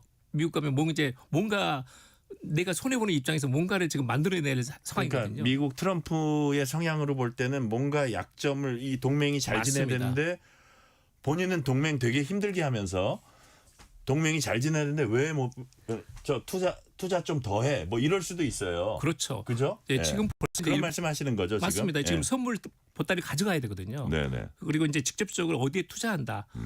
뭐 연내 몇백억 달러 투자한다는 안을 가지고 가야 되는데 짐이 더 무거워지죠. 그러니까요. 중국도 화나게 하고 한국하고도 갈등을 벌이고 여기를 왜 왔느냐라는 식의 대접을 받게 되면 본인도 부담이 갈 수밖에 없고 근데 네. 그런 점에서는 이건 전략적인 선택입니다. 그러니까 어쨌든 지금 이제 독도의 날 행사도 그 정도 수준에서 이제 유지하는 게 본인들이 우리나라와 멀어졌을 때 이득이 될 게 없다. 여러 가지 맞습니다. 종합적으로 판단한 결과라는 생각이 네. 들고요. 자민당 이번 압승으로 다카이치 사나이 총리의 경제 정책인 사나에 노믹스에 힘이 실렸다는 평가가 나옵니다. 일본은 국가 주도 성장 전략 차원에서 AI, 조선, 반도체 등 17개 전략 분야 집중 투자 대상으로 지정을 했습니다. 경쟁이라는 측면에서 우리에게 좀 위협이 되는 요소가 있다고 보세요. 맞습니다. 지금 이 17개 성장 산업을 네. 지금 지정을 하고 지정 그 분야에 대해서 각각 담당 대신 다 정했습니다. 네. 그리고 매년 대 얼마를 투자해 가지고 성과를 내겠다는 것을 로드맵을 다 만들었거든요. 네. 그러니까 이게 전부 다 체크되게 돼 있습니다. 그래서 지금 우리가 예를 들면 우리가 세계 3대 AI 강국을 지금 지향하고 있는데 AI에 집중 투자하겠다. 그리고 일본이 이제 반도체, 일본이 명성이 있었거든요. 80년대는 반도체 왕국이었는데 우리가 다 가져왔습니다. 그래서 이제 미국, 대만, 한국이거든요. 근데 4년 전부터 이미 일본은 반도체를 공급받는 나라입니다. 네. 그런데 그걸 뒤집어 가지고 반도체 강국을 만들겠다고 하고 있고 예를 들면 조선 같은 것도 한국보다는 절반도 안 되는데 그 조선 건조량을 2035년까지 지금보다 2배 정도 늘리겠다는 거거든요. 네. 또 방위산업도 마찬가지입니다. 지금 여러 가지 무기 수출 원칙을 이제 회제를 하면서 얼마든지 무기를 팔 수 있는 네. 살상용만 제외한다면 그런 식으로 지금 만들어 나가고 있어서 앞으로 이제 그런 그 반도체, AI, 조선 그리고 지금 말씀드린 그런 방산 네. 이런 데서 한국과 경합할 가능성 말하자면 일본이 새로운 라이벌로 등장할 가능성이 매우 높아졌습니다. 그렇죠. 구체적으로 반도체를 보게 되면 네. 반도체를 만드는 TSMC가 세계 최강이거든요. 네네. TSMC를 그 구마모토 유치를 해가지고 현금 그걸 전체 건설 비용의 절반 정도를 일본 정부가 현금으로 냈습니다. 아 투자 유치를 했어요 투자 공장을. 유치를. 예. 예, 반도체 생산하는 걸로 해서 그리고 공기를 단축해가지고 1년 7개월 만에 거의 절반 만에 공기를 압축해가지고 만들었습니다. 엄청나게 지원을 한 거군요. 지원한 거죠. 올인하고 예. 있습니다 지금. 예, 예. 그리고 이제 지금 미국의 IBM 쪽하고 잡아가지고 손을 잡고 팹리스 그러니까 설계 부분인데 그걸 이제 북해도에 있는 치토스에다가 공장을 세워가지고 집중 투자를 하고 있거든요. 네네. 그러니까 일본은 이제 반도체에서 소외가 돼 있었는데 반도체 강국인 한국, 대만, 미국에서 이쪽에서는 구마모토에서는 대만하고 손을 잡고 반도 메모리 생산은 그다음에 팹리스 그다음 설계 부분에서는 미국 쪽하고 손을 잡아가지고 지금 북해도하고 큐슈에서 생산을 해야 되는 겁니다. 네. 그래서 한국 쪽에 상당히 이게 이 부분에 대해서는 우리가 압도적으로 우위에 있습니다. 일본이 그동안 수차례 있지만 이건 실패했고 네. 앞으로 또 실패할 거다라는 예측도 있지만 이건 지금 다카이치가 본격적으로 하고 있습니다. 그야말로 필사적으로 하고 있거든요. 그렇죠. 왜냐하면 성장을 해가지고 인플레를 잡겠다. 급여를 올리게 하고 임금이 올라가면 충분히 인플레보다 더 많은 소득이 생길 거다라는 것이 지금 다카이치 주장인데 그게 안 되면 네. 본인은 물러나야 됩니다. 예.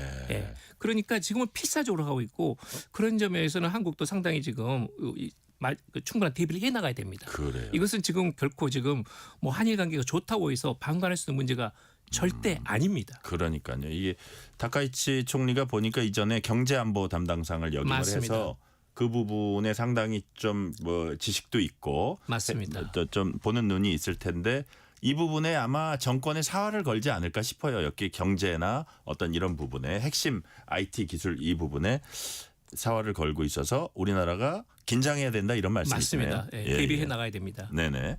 자, 이런 안보와 경제 분야의 양국 간의 약간 긴장 관계랄까요? 경쟁 관계와는 별개로 최근에 양국 청년 세대의 문화적 유대감은 역대 최고 수준이다 이런 평가가 나오더라고요. 올해 다양한 미래 세대 교류 사업 이제 추진되고 있다고 하고 이 같은 뭐 젊은 세대를 중심으로 한 민간의 온기가 어떤 그 양국의 어떤 뭐 정부 차원의 어떤 협력으로까지 이렇게 이어질 수도 있다고 보세요. 충분한 아주 중요한 인프라가 되고 있어요. 그래요. 그러니까 예전에 정말 그 우리 세대라든지 우리 아버지 세대를 보게 되면 네. 한국에 대해서는 약간의 그 개발도상국, 그러니까 옛날에 식민지를 통치했던 그런 어떤 우월의식 이런 게 있거든요. 지금도 일본에 한 80대, 70대들은 남아 있어요.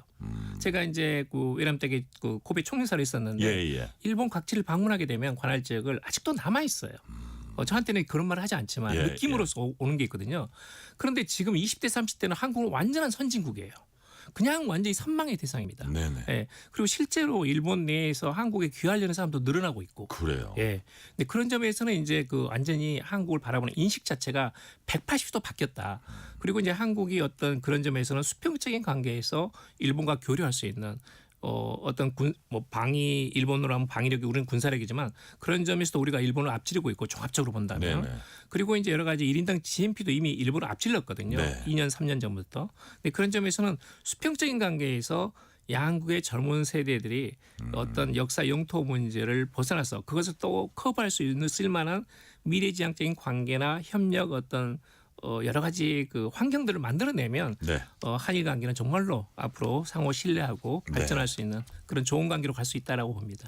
자, 관련되는 마지막 질문을 드릴게요. 역시 지금 일부분 말씀해 주시긴 하셨는데 지난해 우리가 한일 수교 60주년이었습니다. 맞습니다. 이제 올해부터는 새로운 60년을 이제 설계하는 시점인데 자, 앞으로 한일 관계에서 우리 정부에 가장 필요한 외교적 상상력은 어떤 거라고 보시는지 또 최우선 과제는 무엇인지 말씀해 주세요. 역시 이제 그 지금이 가장 좋은 때입니다. 네. 그러니까 역사 영토 문제라는 것은 한일 관계에서 굉장히 중요하고 이 문제는 그대로 우리가 이제 일본을 계속 주시하고 있어야 되는데 한일 양국이 놓인 여러 가지 경제, 안보, 국제 정세에서 이렇게 한일 양국이 협력할 수밖에 없는 싫든 좋든 간에 그러면서 윈윈할 수 있는 이런 그 시기, 환경 자체는 지금이 가장 적절한 시기입니다. 네, 그런 점에서는 한일 양국이 보다 적극적으로 이 문제를 풀어나가야 되는데 문제는 지난번에 나라 정상에서 그게 나타났는데 우리는 경제 민생 쪽에 이재명 대통령이 굉장히 방점을 두시거든요. 그런데 다카이치 총리는 아직까지는 한국에 대해서 적극적으로 어떤 경제 협력을 하자는 이야기가 잘 안 나와요. 그러니까 이 부분은 이제 가까운 시일 내에 셔틀회담이 열리게 되면 일본 측을 설득해야 됩니다.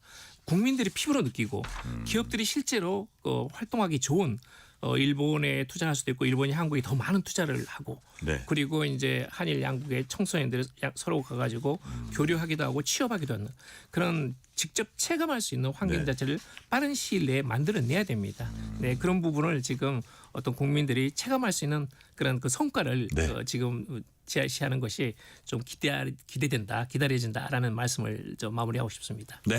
경제 협력과 민간 교류 협력 이 부분의 가시적 성과까지 오늘 말씀은 여기까지 듣겠습니다. 지금까지 양기호 성공회대 일본학과 교수였습니다. 오늘 말씀 감사합니다. 네, 감사합니다.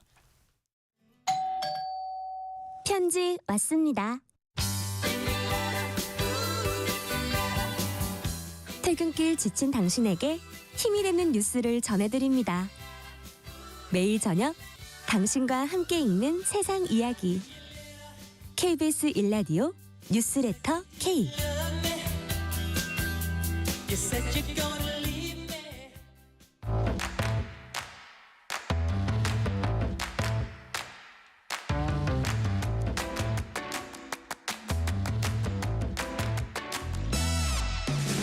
가장 뜨거운 뉴스, 화제 소식 쏙쏙 골라서 전해드립니다. 뉴스레터 브리핑. 오늘은 김윤아 국민일보 기자 나오셨습니다. 김윤아 기자님 어서 오세요. 네, 안녕하세요. 미국의 사모펀드사입니다. 블루 아울 캐피털. 파란 올빼미 캐피털이네요. 블루 아울 캐피털이란 곳이 운영하고 있는 펀드 가운데 하나의 환매를 영구 중단하겠다고 밝혔습니다.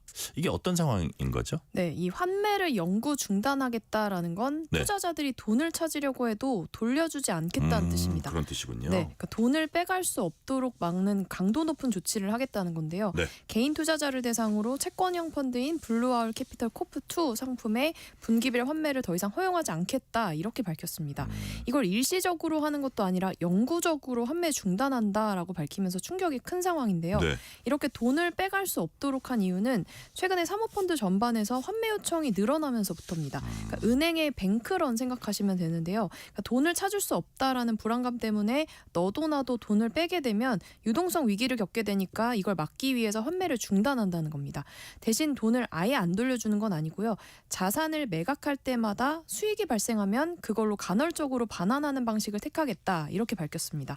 실제로 블루아울 캐피털은 부채 상환 자금을 마련하기 위해서 운영 중인 3개 펀드에서 네. 총 14억 달러 규모의 자산을 매각을 했는데요. 이런 소식이 전해지면서 뉴욕 증시에서 주요 사모펀드 주가가 급락세를 나타냈습니다. 블루아울 캐피털은 10% 주가 빠졌고요. 네. RS 매니지먼트는 5%, 아폴로 글로벌 매니지먼트 6%, 블랙스톤 6% 주가가 일제히 하락했습니다. 특히 이 블루아울 충격에 더해서 미군의 이란 공습이 임박했다라는 긴장감까지 번지면서 다우존스는 0.54%, S&P 500 지수는 0.28% 떨어졌습니다. 그래요. 우리가 사실 이름도 잘 생소한 이런 그 사모펀드사, 미국 사모펀드사 언급을 한 이유가 뭐냐, 청취자 여러분들 좀 이렇게 궁금하실 수 있는데, 자 이게 유동성 위기를 불러오는 거 아니냐, 플러스 글로벌 금융위기 전조 아니냐, 이런 관측까지 나오고 있다면서요. 네, 맞습니다. 이게 글로벌 금융위기 당시로 거슬러가 보면요. 네. 2007년 8월에 프랑스 최대 은행인 BNP 파리바가 미국 서브프라임 모기지 관련 자산에 투자했던 펀드 3개에 대해서 환매를 중단한 적이 있었습니다. 그리고 나서 서브프라임 모기지 부실 우려가 확산을 했었는데요. 네. 이것과 비슷한 것 아니냐라는 겁니다. 특히 이 블루아울이 투자해왔던 분야를 좀 주목해볼 필요가 있는데요. 블루아울은 소프트웨어와 데이터 서비스 기업들에 주로 베팅을 해왔습니다. AI용 데이터 센터를 건설하는 기업들의 돈줄이기도 했는데요. 대표적으로 오라클의 경우에도 막대한 부채를 빌려서 데이터 센터를 지금 짓고 있는데 이 주요 자금줄도 블루아울입니다. 오라클뿐만 아니라 주요 소프트웨어 업체들도 이 블루아울에 투자를 받은 상황인데, 그런데 최근에 AI가 워낙 고도화되면서 기존에 있던 그 소프트웨어나 데이터 분석 업체들이 하던 일을 네. AI 도구가 대체할 수 있다, 이런 우려가 확산하고 있잖아요. 그렇다 보니까 블루아울이 돈을 빌려준 기업들의 대출이 부실화할 가능성이 커지고 있는 거 아니냐, 네. 이런 우려가 나오는 거고요. 이렇게 되면 은행하고 달리 규제도 적고 투명성도 낮은 이 사모대출 운용사들의 부실로 이어질 수 있다, 이런 우려가 나오는 상황입니다. 그래요. 자 지금 말씀하신 대로 다른 사모대출 운용사로도 대출 부실 사태가 번질 수 있다, 이런 우려 나오는 반면에 또 이거 뭐 너무 우려할 필요 없다는 반론도 있다면서요. 네, 우선 블루아울 측 설명을 보면요. 이 부실 대출을 운영하는 운용사라면 펀드 자산을 매각할 때 네. 헐값에 매각할 수밖에 없는데, 이번에 블루아울이 매각한 펀드 자산은 액면가의 99.7%에 매각을 했다는 겁니다. 그만큼 이 장부 가격이 부풀려진 게 아니라 시장에서 온전히 평가받고 있으니까 걱정 안 해도 된다, 이런 주장인 거고요. 특히 올해 말까지 이 투자자 자본의 절반가량은 반환할 수 있다, 이렇게 주장을 하고 있습니다. 또 업계에서는 아직 사모신용펀드로부터 대출을 받은 기업들을 보면 자금이 계속 순유입되는 흐름이 이어지고 있기 때문에 구조적으로 성장세가 꺾였다, 부실 대출이 우려된다, 이렇게 보기에는 아직 이르다, 이런 평가도 나옵니다. 그래요. 국내 주요 제분사들이 밀가루를 6년간 담합해서 공정거래위원회 심사받게 됐습니다. 담합한 혐의죠. 아직은 이제 조사가 진행 중이라는 얘기인데, 지금까지 조사로는 담합 행위로 얻은 매출액 규모가 5조 8천억이다, 이렇게 집계가 됐죠. 네, 공정거래위원회가 CJ제일제당, 대한제분, 삼양사를 비롯해서 7개 회사에 대해서 공정위 전원회의에서 심사하기로 했다고 오늘 밝혔습니다. 네. 그러니까 원래 전체 회의 심의가 완료가 돼서 이 제재 수위가 최종 결정이 돼야만 보통 내용을 공개를 해왔거든요. 그런데 공정위가 이번에는 굉장히 이례적으로 심의가 끝나지 않은 사건인데도 공개 브리핑을 했습니다. 그만큼 국민들의 관심이 높다라는 점을 고려를 했고요. 네. 심사 보고서 내용을 보면 공정위는 이 회사들이 밀가루 가격을 짬짬이 하고 거래 물량을 제한해서 공정거래법을 위반했다고 봤습니다. 이 회사들은 2024년 기준으로 영업용 밀가루 시장에서 점유율이 88%에 달하는데요. 이 담합 행위에 영향을 받은 매출액 규모만 5조 8천억 원에 달하는 걸로 추산이 됐습니다. 그러니까 이제 남은 절차는 공정위가 확보한 증거 자료를 각 회사들이 열람을 할 수가 있고요. 그 당사자들의 서면 의견을 받은 다음에 공정위 전원회의에서 최종 판단을 하게 됩니다. 그래서 만약에 담합 판단이 나오면 매출액의 최대 20%까지 과징금을 부과할 수가 있습니다. 공정위가 추산하고 있는 매출액이 5조 8천억 원 수준이니까 이걸 적용하면 1조 2천억 원에 달하는 과징금이 부과될 수도 있습니다. 네. 만약에 이게 확정되면 여태까지 공정위가 담합 사건으로 부과했던 최대 과징금 기록을 뛰어넘게 됩니다. 과거에 보면 2010년에 네. LPG 공급 회사들이 담합을 하다가 7천억 원 정도의 과징금을 부과받았거든요. 네네. 이것보다 2배 더 많은 액수입니다. 그래요. 그렇군요. 특히 이번엔 가격 재결정 명령 내려달라는 의견도 보고서에 담겼다고 합니다. 가격 재결정 명령. 뭐 대충 뭔지는 알겠는데 이게 무슨 개념입니까? 네, 그러니까 담합 이전으로 가격을 되돌리라는 명령입니다. 그러니까 담합으로 인해서 가격이 왜곡됐으니까 네. 정상 가격으로 낮추도록 한다는 건데요. 이것도 전원회의에서 최종 확정이 됩니다. 그러니까 만약에 이 명령이 내려지면 2006년 밀가루 담합 사건 이후에 20년 만에 이 가격 재결정이 적용되는 사례가 됐고요. 다만 이게 간단하진 않습니다. 요건들이 있어야 하는데 대표적으로 뭐 담합의 효과가 최종 심의 시점까지 지속돼야 한다 이런 요건이 있습니다. 그런데 보통 담합이 적발되면 보통 회사들이 곧바로 또 담합하진 않고 담합 행위를 중단하잖아요.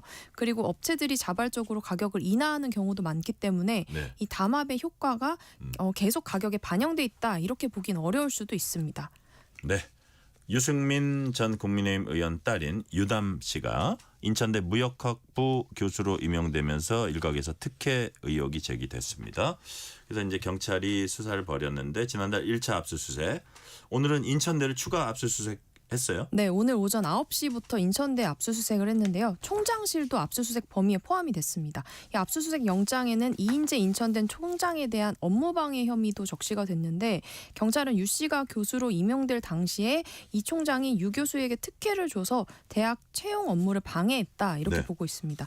유 교수가 지난해 2학기에 인천대 전임교원으로 신규 채용될 당시에 인천대가 적격자가 없다는 이유로 4차례나 채용을 미루다가 유 교수가 지원했을 때 채용을 확정지었다 이런 의혹이 제기돼서 고발이 된 상태였거든요. 그래서 경찰은 지난달 1차 압수수색 때 유 교수에 대한 채용 관련 서류를 확보를 했고 추가 압수수색을 통해서 의혹을 확인한다는 계획입니다. 네.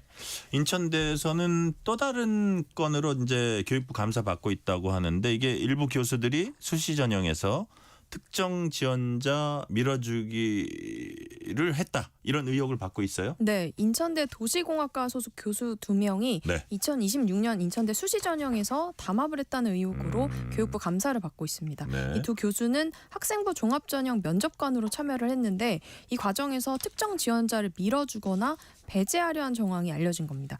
둘이 대화를 통해서 언급된 학생 같은 경우에는 내신 등급이 4.4등급인데 면접을 거쳐서 최종 합격을 했고요.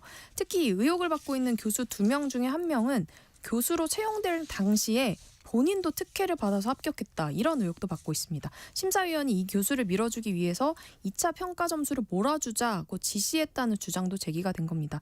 지금 학생 입시, 교수 채용 비리 의혹 이런 관련한 소송과 고발이 난무하면서 지금 인천대가 굉장히 혼란스러운 상황인데요. 교육부 감사와 함께 의혹이 사실로 확인될 경우에는 무관용 원칙으로 엄정 조치하겠다라는 입장을 밝힌 상태입니다. 네. 다음 달 21일 그룹 방탄소년단이 컴백합니다. 광화문 광장에서 컴백 공연을 합니다.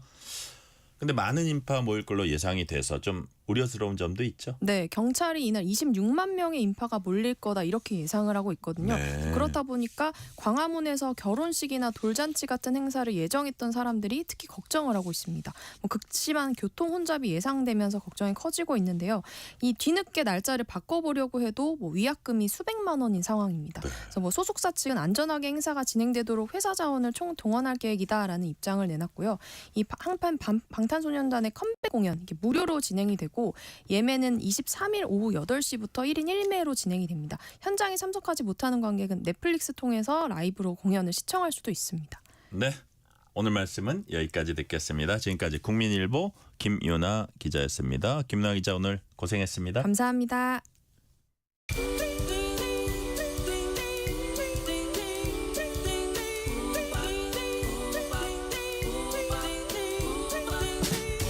오늘 하루 뉴스를 정리해주는 다정한 편지 한 통. KBS 일라디오 뉴스레터 K.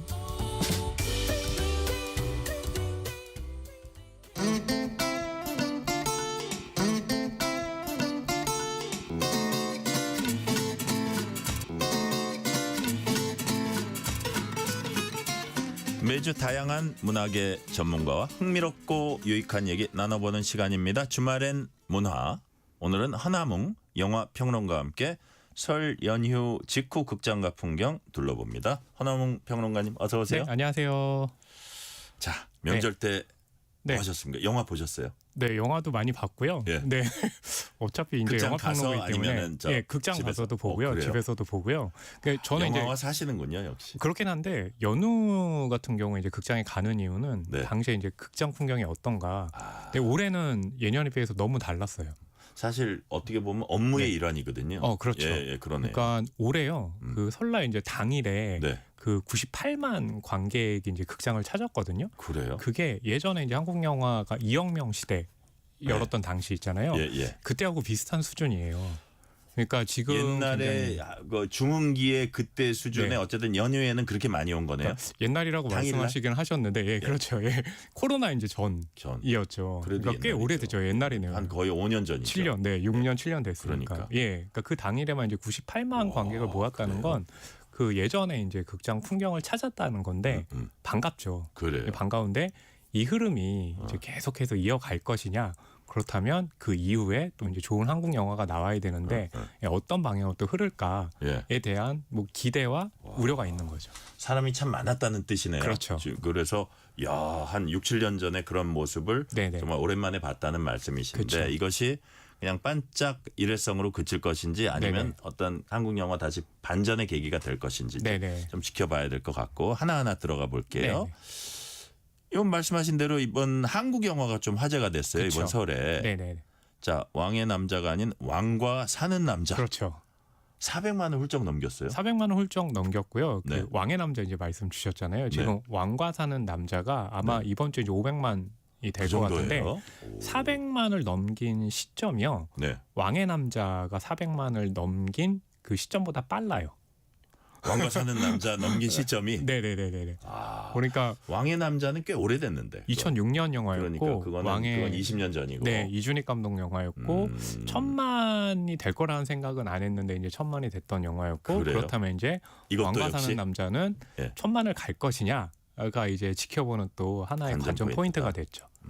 이 개봉한 지 얼마나 됐는데 이렇게 됐어요? 2월 4일에 개봉했는데요. 오. 네, 17일 만에 400만 관객 넘었으니까 이 흐름대로 만약에 이제 가게 된다면 네. 아마 뭐 한 3주가 채 안 돼서 예, 지금의 흐름이라면 네. 1000만이 될 것 같다.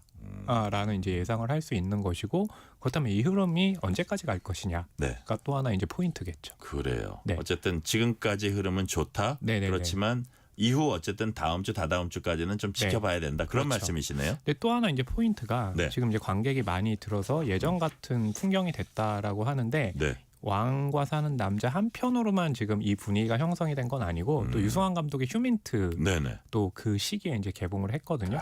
물론 동시에. 네 왕과 사는 남자보다는 관객 수가 적긴 하지만 그래도 100만 관객을 넘어서면서 네. 그래서 이제 두 영화가 그래도 이 설 연휴에 일종의 쌍끌이 흥행을 이끌었다라고 평가하면 되지 않을까 싶네요. 쌍끌이 흥행. 네네. 포로 따지면 쌍포네요. 그러네요. 자, 휴민트 얘기는 뒤에서 조금 더 하기로 하고. 네네네. 자, 이 영화에 나오는 왕 단종입니다. 그렇죠. 배경은 그럼 왕과 개우정란이죠. 사는 남자, 이 남자는 누구예요? 그러니까 이제 단종이 어린 나이에 네. 그 숙부에 의해서 이제 폐위를 당하잖아요. 네네. 그러니까 유배를 가게 수양대군. 돼야 돼요. 그렇죠. 예, 예. 수양대군. 그러니까 유배를 가게 돼야 되는데 이 이홍이 후인 단종이죠. 예. 유배를 가게 되는 곳에서 어떤 배경이 있냐면 그 유해진 배우가 이제 시골 촌장 어몽도 그 역할을 맡았어요. 근데 너무 먹을 게 없어요. 근데 누군가가 유배를 온다면, 높으신 분이 유배를 온다면 먹을 것도 그렇고 좀 올 거 아니에요. 예. 그래서 빨리 누가 올진 모르지만 유배 오는 사람을 우리가 어떻게든 데려오자라고 데려오는데 그게 바로 이홍이 단종이었던 데려온다는 게 그 유배지로 낙점이 되도록 해서 그렇죠. 유배 올 사람을 유치하자. 맞아요. 일종의 유치를 하는 거죠. 예, 예. 근데 이게 이제 그 역사적 사실이 아니라 이제 상상력에 근거한 거거든요. 예, 그러다 봤는데 그렇게 해서 유치하는 데 성공을 했어요. 네. 너무 기쁜데 알고 봤더니 폐위된 왕이에요. 그러다 보니까 아니 이거 우리 잘못하다가는 같이 이러다가 도매금으로? 없어. 우리 나쁜 일 당하는 건 아니야?라고 하는 상황이 이제 벌어지는데요. 예. 전반부까지는 그 상황들을 굉장히 좀 웃음이 나오게 코믹하게 연출했다면 뒤로 갈수록은 그 폐위된 왕과 이 어몽도 간에 또 그리고 어몽도에게 가족이 있잖아요. 또 가족 간에 어떤 선택을 할 것이냐가 좀 눈물샘을 자극하는 그래요. 그런 이야기로 좀 흐릅니다. 그게 약간 휴먼 드라마 쪽으로 흐르나요? 그렇죠. 그러니까 이제 저는 이제 이 영화를 처음에 보고 이게 상상력을 이제 가져온 거잖아요. 단종이 유배됐을 때 무슨 일이 벌어질 것이냐. 근데 이제 그 우리가 생각하는 그런 구성은 아니네요. 그러니까 그런 거죠. 이제 극장에서 영화를 만들 때 특히 네. 이제 많은 관객을 동원했던 작품들을 보면 전반부까지는 좀 웃겨줬다가 네. 후반부에 눈물을 흘리는 일종의 공식이 있잖아요. 네네. 그러니까 그런 공식을 만들었으니까 아니 우리가 몰랐던 역사를 상상하는 건데 항상 이런 공식대로 하면 될 것인가? 라는 그 의문이 있어서 그래요. 흥행이 될 것인가 했는데 여전히 그러니까 감정적으로 관객들을 건드릴 때 네. 폭발력이 있다는 거를 왕과 사는 남자가 다시 한번 증명을 한 거죠. 자, 그렇다면 네. 우리가 알고 있는 역사에 아주 가깝습니까? 아니면 좀 각색이 심합니까? 각색이 많이 돼 있죠. 많이 돼 네, 있어요. 그러니까 짧은 거 단종이 유배됐을 때 과연 그 유배된 곳에서 어떤 생활을 했을까? 거기서 이제 출발을 하는 거거든요. 네, 그러니까 역사적 사실을 배경으로 깔고 있지만 디테일한 부분에서는 상상력이 많이 가미가 돼 있는 여기 거죠. 수양대군 세조도 나오긴 나와요. 등장하진 않습니다. 수양대군 오히려 세조는 한명회가 이제 주요한 역할로 등장을 하거든요. 세조 대신 한명회가 나오는군요. 네, 근데 이제 한명회 같은 경우 예전에 뭐 관상회도 그렇고 나올 때 보면 뭔가 좀 왜소하던가 평범한 체형이잖아요. 근데 그렇죠. 이번에 유지태 배우가 연기를 했는데 그 장항준 감독이 그 역사서를 보니까 한명회가 체구가 좋고 기골이 장대하고 그다음에 이렇게 새로운 한명회를 좀 보여주자라고 하면서 또 유지태 배우를 캐스팅했다고 인터뷰를 했더라고요. 자, 흥행 성적 좋은 거 보니까 이제 네. 재미 좋은 것 같은데 네네네. 작품성은 어떻게 평가하세요? 뭐 작품성은 저는 평범하다고 생각을 하고요. 네. 근데 이게 일종의 좀 뭔가 이렇게 엇박자 같은 게 있어요. 그러니까 감독의 개성이 강하다라고 했을 때는 특정 그 관객층을 겨냥을 하게 되거든요. 그렇게 되면 천만 관객을 동원하기는 힘들죠. 근데 천만 관객이라는 거는 온 가족층, 온 국민, 연령대가 움직여야 돼요. 그래요. 예, 그렇게 하면은 보통 12세나 15세 관람가가 돼야 되고, 그러니까 사극일 경우 젊은 사람들도 좋아하지만 나이 든 분들도 좋아하잖아요. 네, 이런 부분들이 이제 이 왕과 사는 남자가 이렇게 잘 될 수 있는 또 배경 중에 하나가 된 거죠. 그 전 연령대에 걸쳐서 이게 요인이 그렇죠. 있다는 말씀이시고. 맞아요. 자, 아까 말씀하신 대로 왕과 사는 남자 말고 이제 네. 휴민트 있습니다. 그렇죠. 류승환 감독. 맞아요.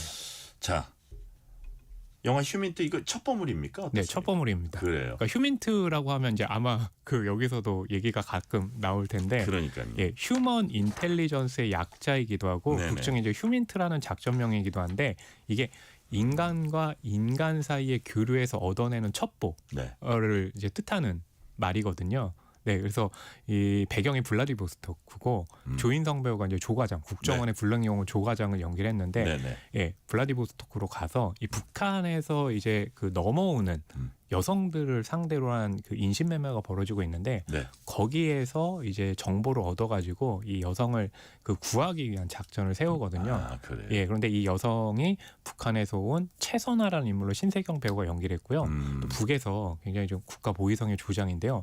박건이라고 박정민 배우가 이제 네. 블라디보스토크로 오면서 벌어지는 또 액션의 사연을 다루고 있습니다. 그래요. 뭐 조인성 씨가 롱코트 휘날렸다 이런 얘기도 있던데. 네, 맞아요. 배우들의 모습은 네. 어땠는지 평가하시기에 네. 단도직입적으로 봐서 네. 재미있습니까? 저는 이야기는 낡았는데요. 네. 액션이 주는 쾌감이 있어가지고 액션이 주는 그런 쾌감. 이야기가 주는 스토리보다는? 한계를 액션이 상세했다라고 평가를 하고 싶고 왜냐하면 지금 이렇게 첩보를 다루는데 남북 간의 사연을 그 해외에 가서 다룬다. 네.